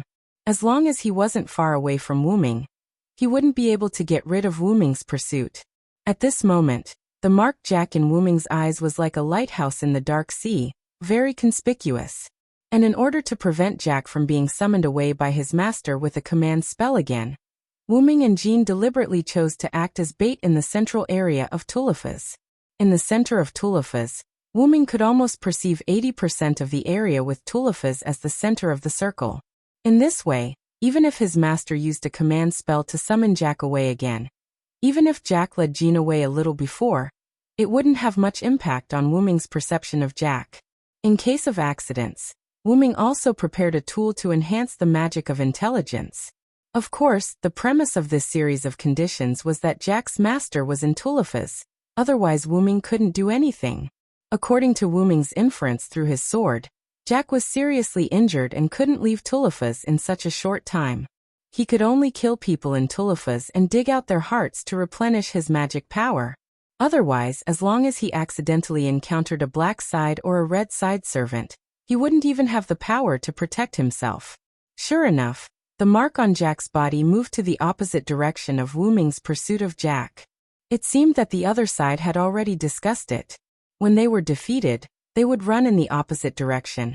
And then the master would use a command spell to summon Jack back. However, the other side may not have thought that Wu-ming's combat power was so strong that Jack almost died here. In this way, as long as we find the location of his master, then we won't be afraid of Jack escaping again. With that, Wu-ming instantly turned around, released his magic power, and burst toward the place where Wu-ming sensed at the moment. However, the roof that Wu-ming was standing on was already shattered to the point that it couldn't be any more shattered. It woke up the people who were sleeping in the house. In a house, next to a corpse, a woman was holding Jack, who was running on the street before. She had long green straight hair to her waist, a green off-shoulder skirt, a brown jacket with black fluff on the jacket, and a pair of black knee-high boots on her legs. She looked like a woman with the temperament of a rich young lady. This was the current master of Black Assassin Jack the Ripper, the person who was sacrificed by the former master Xiangliang Leopard Horse, Six Guides Ling Xia. "Jack, are you okay?" Six Guides Ling Xia asked Jack with an unusually gentle tone. while touching her head and looking at her short legs that were still spiritualized. "It hurts, Mom, it hurts." Jack choked with tears in the corner of her eyes. If it wasn't for the bloodstains, daggers, and broken legs on her body, anyone would think that she was a cute child who was bullied. Moreover, the we Jack was referring to was herself, not her and Six Guides Ling Xia. Because Wu Ming had said before that Jack used the curse of 80,000 abandoned babies, which meant that her true body was 80,000 abandoned babies. "Okay, Mom will take you out of here." With that, Six Guides Ling Xia stood up, picked up Jack, who couldn't move because of her broken legs, and walked toward the door. Click! Six Guides Ling Xia opened the door and walked out. Whoosh!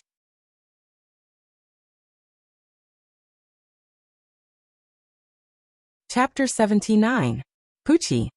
It was the sound of an arrow piercing into a body. Plop! Sixth Guide Reen collapsed to the ground, and together with Jack she fell. A sharp arrow pierced through the two of them. In the distance, Atlanta maintained her shooting posture, and looked at the two pairs of figures that fell in the distance. "Mom. Mom." Jack laid in Sixth Guide Reen's arms and struggled to raise her head to look at her. Sixth Guide Reen opened her eyes with difficulty, and looked at Jack, who was pierced with her. She raised her hand and stroked Jack's face. "Jack. It's okay. I'll use the last command incantation.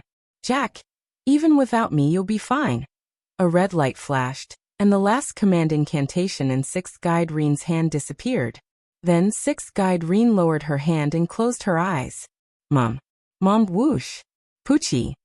Another arrow shot into Jack's body. Jack could no longer hold on and fell down. Atlanta walked out of the thick fog, looked at the mother and daughter, and shook her head. Such a young child. And yet she became a heroic spirit. She sighed as she spoke. However, at this moment, Jack's corpse moved. Jack stood up as if nothing had happened, and stood up together with the arrow that pierced her and Sixth Guide Reen. Atlanta quickly jumped back and aimed at her with her bow. Jack turned her body and stood in front of Atlanta. Her head suddenly turned 90 degrees, looked at Atlanta, and said, "Why? Why? Poochie." Then Jack's body suddenly burst open, and a huge cloud of smoke instantly spread out with Jack as the center. The smoke enveloped Atlanta and Wu Ming, who had already rushed over. And even Jeanne d'Arc, who was holding a child in the distance, was also involved. A large amount of magic smoke filled Wu Ming. Wu Ming closed his eyes and used his mind's eye and his magic detection to explore the surrounding environment. "This is an inherent enchantment," Wu Ming said in surprise. When the smoke dissipated, the scene in front of Wu Ming had completely changed. Wu Ming was now at the intersection of an alley. Wu Ming frowned and looked around. Decay and dilapidation filled this era. The smog produced by industrial production completely covered this city. Everything in front of him, the walls, the ground, and the houses, were all grayish-black, an uncomfortable color. Looking at the newspaper that was blown by the wind, Wu Ming reached out and grabbed it. What entered his eyes was a large amount of English. "I see. If I'm not mistaken, this should be England in 1888. Wu Ming tossed the newspaper aside, and began to walk out of the alley. Just as he was about to reach the main street, he heard a cry for help. "Let go of me. Help." Wu Ming looked in the direction of the cry for help. It was a burly man with a beer bottle who was bullying a teenage girl. The girl's face was covered with a thick layer of foundation. Her face was made up like a young married woman, and her lips were painted with bright red lipstick. Her face and body did not match at all. For such a young child to come out with such thick makeup, Wu Ming could already tell what this young girl did for a living. "Stop!" Wu Ming shouted. Even if he knew that all of this was Jack the Ripper's imagination, an illusion created by the inherent enchantment, Wu Ming could not help but stop this scene. When the man noticed that there was someone else, he hurriedly ran away. When the girl saw Wu Ming, she also ran away in a panic. However, the place she escaped to was the main street. The moment the girl left the street, a carriage rushed towards her. In her desperate eyes, the carriage was getting closer and closer to her. Wu Ming reached out his hand and pulled the young girl back before she could react. The girl looked at Wu Ming and did not say anything, nor did she have any intention of thanking him. Once, she turned around and prepared to run away. "Is this the environment you live in, Jack?" Hearing this sentence, the girl paused for a moment, then turned her head to look at Wuming. That's right. This is the miserable world in which we abandoned babies by those prostitutes live. Looking at Wuming, who still wanted to say something, she did not intend to listen. Instead, she turned around and left. The girl looked at Wuming's departure and froze in place. Then, she also left Wuming's perception range, not knowing where she went. Because of the Industrial Revolution, England became unprecedentedly powerful. And after becoming powerful, it brought about decadent prosperity. Although not everyone was decadent, from the current living situation in the inherent enchantment, these children must not be living well. The reason why Wuming decided not to kill Jack, and even ignored one of the Jacks he met just now, was because Wuming felt that they should not bear this kind of pain and this kind of curse. As for whether he could save Jack, Wuming already had some ideas in his mind. After all, he was also called a hero. The most important thing is to find Jahan first. With her personality, she will definitely release Jack. At this time Jahan met Jack. No, it should be said that Jack found Jahan himself. Jahan walked on the smoke-filled street, looked around at the streets that were completely different from Tulifa's, and said, "This is London?" Looking at the illusory black undead passers-by on the road, Jahan frowned. This is the black assassin's dream, her nightmare. At this moment, Jack, whose body had become abnormally small, quietly appeared behind Jahan, and then bursts of smoke began to surround Jahan. And Jahan seemed to have sensed it, and her body emitted light, dispelling the surrounding smoke. And Jack, on the other hand, fled in a hurry. Jahan turned around and looked in the direction Jack escaped. There. After saying that, she followed. On the other side, Wuming was looking for Jack's body with his intuition, and accidentally found a pair of acquaintances. Sieg? Astolfo? How did you get here? Wuming looked at Sieg, who was being comforted by Astolfo, and said, "Ah, it's Cedric, that's great. Just now we learned that Jack's master used a command spell, and we searched according to the magic source that Sharon accidentally found. Just when we landed, a cloud of smoke suddenly surrounded me and Master, and just now, something like an illusion appeared. Master couldn't accept it for a while, so I was comforting him." Astolfo explained. "Cedric. Mr." Sieg raised his lowered head and looked at Wuming with unusually tired eyes. "Is that real? Ryder told me that it's not real." "But..." Wuming looked at Sieg and said, "Since you saw it, you must accept it, Sieg." After hearing this sentence, Sieg's eyes instantly widened. "In other words, it's all real," Sieg said with an "I knew it" expression. "But the people or things you've been in contact with these days are not fake. I can only say that humans are such an animal." Looking at Sieg, who was still in a daze, Wuming looked at Astolfo. "Astolfo, I'll leave Sieg to you. You stay here and protect him. Don't let him run around again." Oh, I got it." After saying that, Wuming turned and left. He still had to find Jack.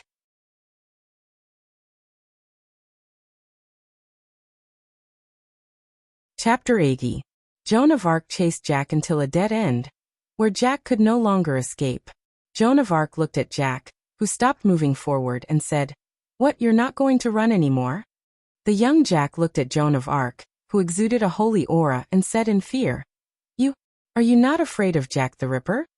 Joan of Arc shook her head calmly. "All of you are nothing more than victims of a tragedy."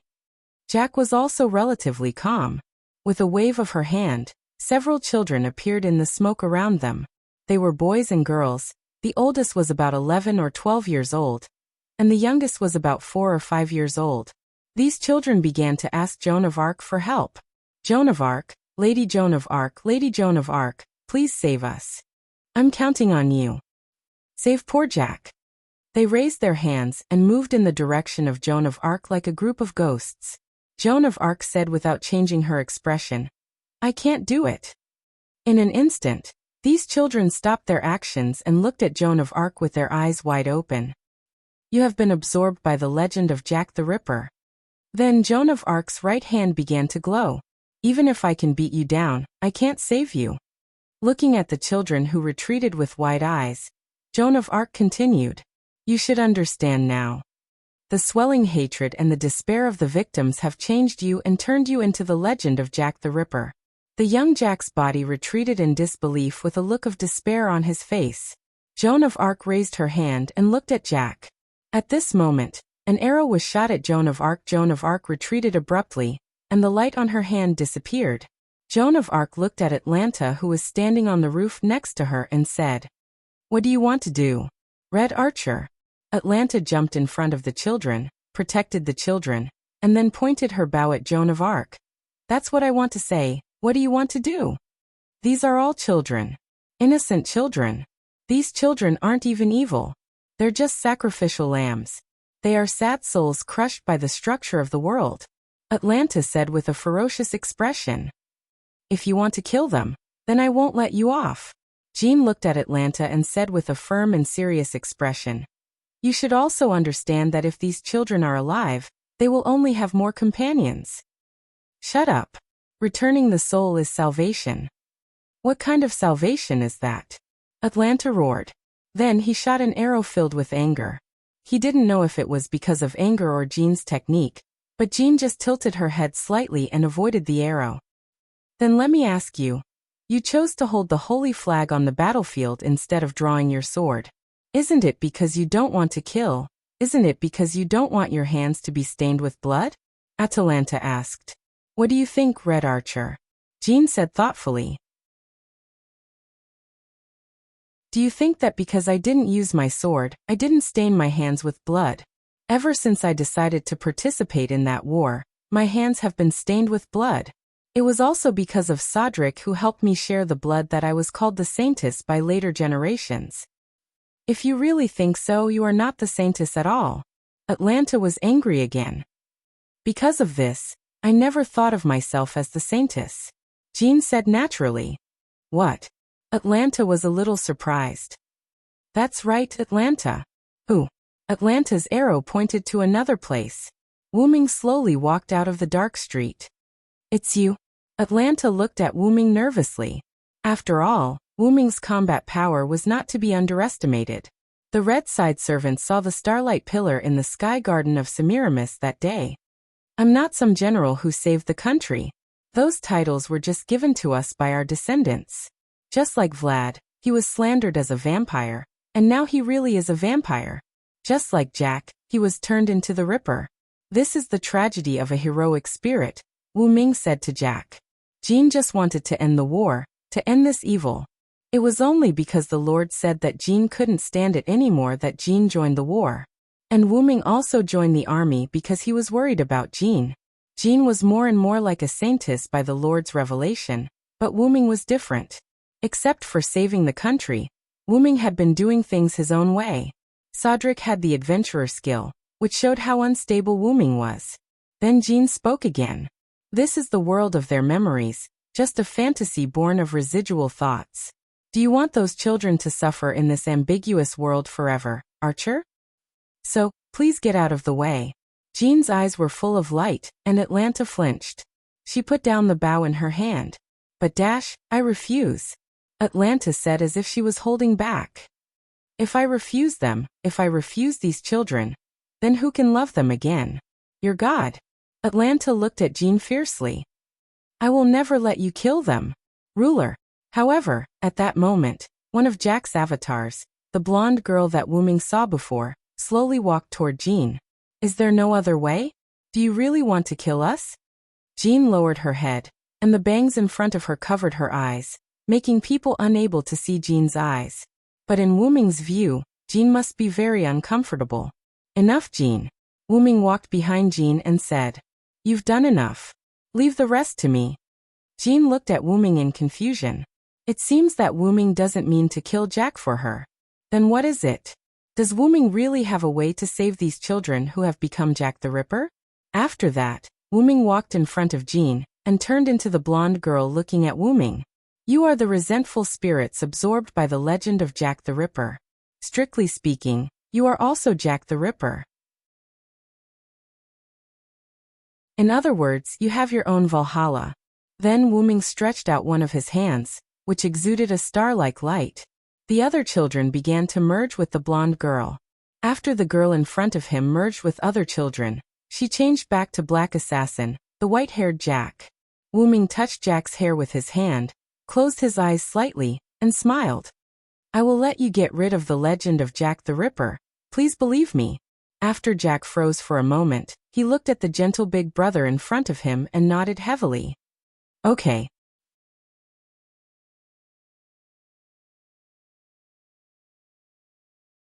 Chapter 81. After seeing Jack nodded with a smile, Wu Ming began the ritual.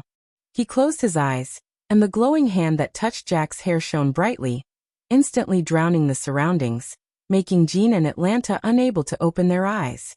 At that moment, Wu Ming and Jack were in a sealed space. Wu Ming looked at Jack, who had her eyes closed, and then looked around. In addition to Wu Ming and Jack, there was a lot of black smoke in that space. The black smoke exuded an unusual aura. Is this Jack the Ripper's curse? Wu Ming looked at the black smoke and frowned. Jack, who had her eyes closed, opened her eyes, and saw Wu Ming and Jack the Ripper's curse that had been entangling them. Jack looked a little panicked at the moment. Although those curses had been with them for almost 200 years, they were still afraid when they saw those curses at the moment.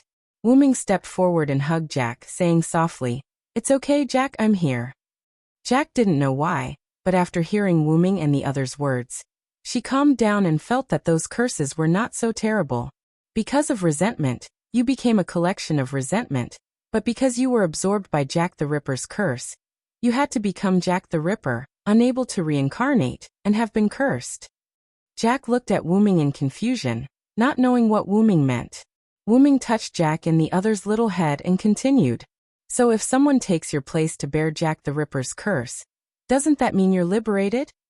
Jack stared at Wu Ming in disbelief. They already understood what Wu Ming meant. But in that case, big brother, I will become Jack the Ripper, right? Wu Ming smiled. Don't worry, I'm the demonic dragon. I won't even blink an eye for a curse of more than 200 years. Wu Ming's plan was to absorb Jack's curse into his body by communicating with Jack's soul. In that way, they would just be resentful spirits. Finally, with Joan of Arc's prayer, he could purify the resentful spirits and let them enter heaven or reincarnate. Then I'll start little Jack. Wu Ming closed his eyes, and his body emitted a faint light. The surrounding black smoke began to struggle to be absorbed by Wu Ming's body. Wu Ming vaguely seemed to hear someone struggling. That's Jack the Ripper. Wu Ming thought. Soon, at a speed visible to the naked eye, the black fog was completely absorbed by Wu Ming. Now the entire space was no longer shrouded by the black fog, and it was no longer so eerie and terrifying. However, because of the resentful spirits, there was a trace of coldness here. Okay, now you're no longer Jack. Wu Ming took a deep breath and said to the souls in front of him, Are we really saved? She shed tears and looked at Wu Ming in disbelief. I promise. She hugged Wu Ming excitedly and cried. Thank you. They just kept thanking him. And this was the only way to express their feelings. Then let's go out. Okay. Outside. When the star-like light emitted by Wu Ming no longer flickered, Joan of Arc and Atlanta opened their eyes. At this moment, they found that they were no longer in the inherent enchantment, but returned to Tulifas. Sieg and Astolfo, who were also swept into the inherent enchantment before, also appeared on the street not far away. As for the dense fog, it had also disappeared. After reacting, both Joan of Arc and Atlanta looked at the place where Wu Ming and Jack were before. They found that there was only a child with an illusory body beside Wu Ming at this moment, and Jack's servant reaction had disappeared. I've rescued Jack from Jack the Ripper's curse. Now she's no longer Jack. She's just a collection of vengeful spirits. Wu Ming explained to them. Then Wu Ming looked at Joan of Arc and said, Jean, pray for them. At this moment, Joan of Arc was also relieved. After all, if it was just a resentful spirit, as long as it was purified, it could be reincarnated like an ordinary soul. Wu Ming looked at Atlanta, who was at a loss, and then looked at the liberated Jack, and said, What do you want to do? Jack, that's not Jack. Jack, who was no longer Jack, went directly to Atlanta. Hey, Sister Atlanta, thank you for protecting us until the end. We are leaving now to start our new life. Goodbye. Atlanta looked at the child who said so and shed tears. The black fog on her right hand also disappeared at this moment. Atlanta wiped her tears and said to Jack with a smile, "I'll go, I wish you happiness." Then, under Joan of Arc's prayer, Jack turned into a little starlight and disappeared. Before disappearing, Wu-Ming vaguely heard, "Thank you, big brother. Goodbye, Jack." Then Wu-Ming shook his head again. Obviously, Jack was no longer Jack, and he was Jack. Then Wu-Ming looked at Atlanta. "So, do you have anything to say, Atlanta?" Atlanta seemed to have turned back into the famous huntress because some of the curses around her body had disappeared. "I have nothing to say. Thank you, Sodric." Atlanta looked at Wu-Ming, her eyes full of gratitude. Atlanta looked at Joan of Arc again. "I will beat you down and make you agree with my idea of all children can be saved, ruler." Atlanta was like a hero, challenging another hero. Joan of Arc smiled bitterly. "Ah." With a roar, Frankenstein fell from the sky and hammered at Atlanta with a giant hammer. Atlanta dodged nimbly, then looked at Wu-Ming again with gratitude, jumped on the roof, and left. "Are you okay? I couldn't find you just now." After a while, the thick fog suddenly disappeared. Berserker, who was sent by His Highness Cowles to look for you, saw the red archer and thought you were attacked, so he rushed up directly, Karen said through telepathy. "It's okay. The black assassin has been dealt with. Let's talk about what happened later," Wu-Ming replied. Then Wu-Ming and Joan of Arc, as well as Astolfo, who was supporting Sieg, and Frankenstein, who came to support, returned to Mylnia Citadel. Tulifas returned to its peaceful state. None of the residents here knew that the man-killer fiend incident had been dealt with while they were asleep.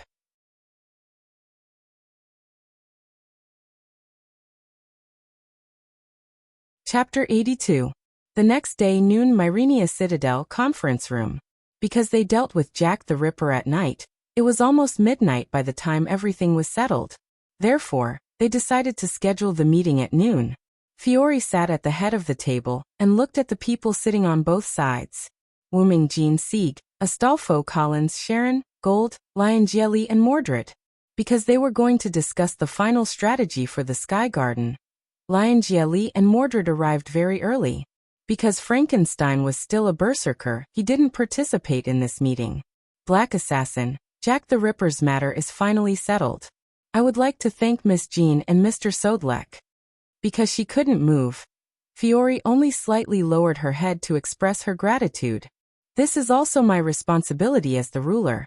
Jean shook her head and said, indicating that Fiore didn't need to thank her anymore. As the offender, I only listened to the words of the ruler. No need to thank me, Wu-Ming smiled. Speaking of which, are you ready to attack the Sky Garden? Jean asked. Yes, we have prepared many planes. When the time comes, we can directly fly to the Sky Garden. Just then, Astolfo stood up and raised his hand. I said I know how to fly a plane. Let me fly it. Seeing Astolfo's excited face, Wu-Ming smiled helplessly. We need more than one plane. It is really inconvenient for you to fly it. The planes are all for magic puppets to fly, Collins interrupted. Astolfo sat down with a depressed face. Although we have prepared many planes, we still lack a trump card. After all, the Sky Garden has automatic magic cannons comparable to the EX level. Therefore, for the current situation, we are still at a disadvantage. Just then, Wu-Ming raised his hand. I have a way to directly enter the Sky Garden, but I need to know what the inside of the Sky Garden looks like. Wu-Ming's method was Portal Scroll. Currently, Wu-Ming was a saber, so he couldn't use Portal Scroll. However, if it was a scroll, after knowing the location, he could open the portal in 3 or 4 days. Then Wu-Ming opened Dragonist and took out a golden scroll. Putting it in the center of the table, Wu-Ming began to explain. This is a high-level magic scroll called Portal. It can connect any 2 known locations to teleport magic, provided that you have the images of the 2 locations in your mind. Then Wu-Ming looked at Sharon and said, Sharon, if you have been to the Sky Garden and are the teacher of the great heroes of Greek mythology, you should be able to use this scroll, right? Everyone looked at Sharon. Sharon picked up the scroll and carefully observed it for a while, then said, This is a kind of magic scroll similar to Norse mythology. I think I should be able to use it, but I still have to prepare in advance. After all, this is a magic scroll comparable to magic. What? Everyone was shocked, especially Fiore, Cowles and Golder, who were humans. You said this is a magic scroll comparable to magic. Gold swallowed. After all, magic in this world was different from magic. Magic was the general term for the act of artificially recreating mysteries and miracles. Even if it was an incredible and mysterious phenomenon, as long as it was caused by nature, it was not magic. In short, it was man-made and natural factors. And magicians had an iron rule: they couldn't show mysteries to the world. When a magician performed magic, if ordinary people saw it, they must forget it, or let them think that it was done with technology. Anyway, they could either kill the ordinary person, or make them lose their memory. They must not let ordinary people know the existence of magic. As for why, it was because of mystery. A long time ago, when civilization was not civilized, basically all magic was called magic. And people who used magic were called magicians. Now, as more and more people knew about magic, magic was slowly reduced to magic. Hiding was the essence of magic. The more people knew and used it, the power of magic would be scattered and weakened. Because magic was the use of power that had been determined in the root, the more people knew, the weaker its power would be. Just like 10 portions of power being used by one person was the same as being used by 10 people. The fewer people knew, the fewer people would use it. That was why magicians tried to avoid magic from being discovered by ordinary people. And there was a clear difference between magic and magic. Magic could be achieved by modern technology, but magic could not be achieved by modern technology. No matter how long it took, no matter how much money it took, as long as it was achieved by modern means, it was magic. For example, fireball could be achieved by modern technology, and fireball was magic. For example, time travel could not be achieved by modern technology, and time travel was magic. Of course, the magic Silent learned in Nazarik's underground tomb, and the magic of the moon world were two different things. They were not the same thing. Yes, I got this scroll when I became a dragon and traveled to other worlds, so judging by the level, it's almost comparable to an A-level noble phantasm. Because of my current rank, I can't use it normally. After all, Teleportation Gate was already a very advanced teleportation skill in Yggdrasil. It ignored the distance. As long as the scene in a certain place, it could connect 2 teleportation gates. There was no limit to the number of teleportation gates, and there was no time limit to the activation of the teleportation gate. It could only be used after reaching a certain level. Then, that's all for the meeting. We just need to wait for Archer to prepare the activation scroll. Fiol said and sighed with relief. That's it. Let's prepare for the battle in a few days.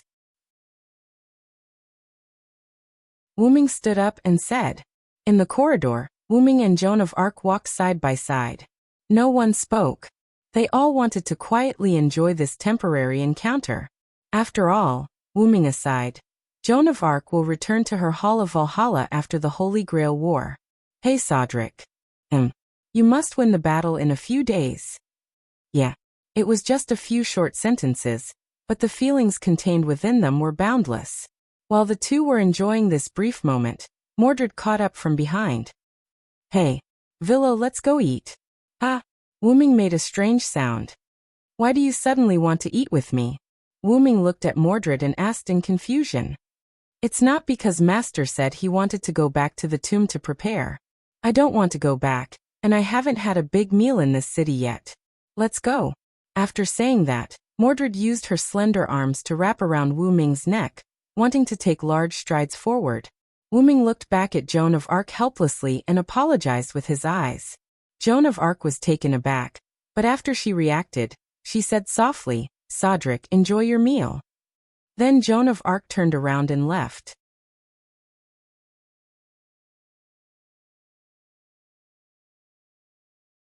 Chapter 83. Mordred dragged Wuming to a restaurant that Mordred said was delicious. Then, under the usual gaze of the restaurant owner, he served Mordred a dozen dishes.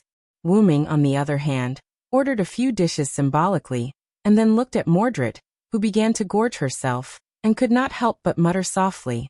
Could it be that the Pendragon family are all big eaters? King Yusef is the same.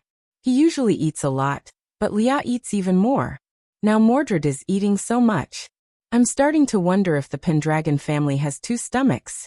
Mordred, who was happily eating, glanced at Wuming, tilted her head and said, Did you say anything? No, why would I? Hurry up and eat. It won't taste good when it's cold. With that, Wuming also picked up the cutlery and began a war of tongues. By the way, this tastes good. Wuming's mouth moved as he said. Right. The food in this restaurant is superb. Ah. With that, Mordred took another bite. Yes. Wuming looked at Mordred somewhat dotingly. Logically speaking, Mordred is also my daughter.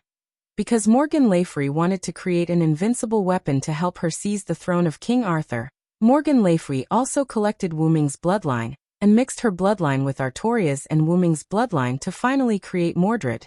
Because Wuming's root dragon bloodline was too powerful, the Wuming bloodline in Mordred's body was very thin. Although the root dragon bloodline in Mordred's body was thin, she was still Wuming's daughter. As mentioned before, Mordred was not liked by the others in the Knights of the Round Table.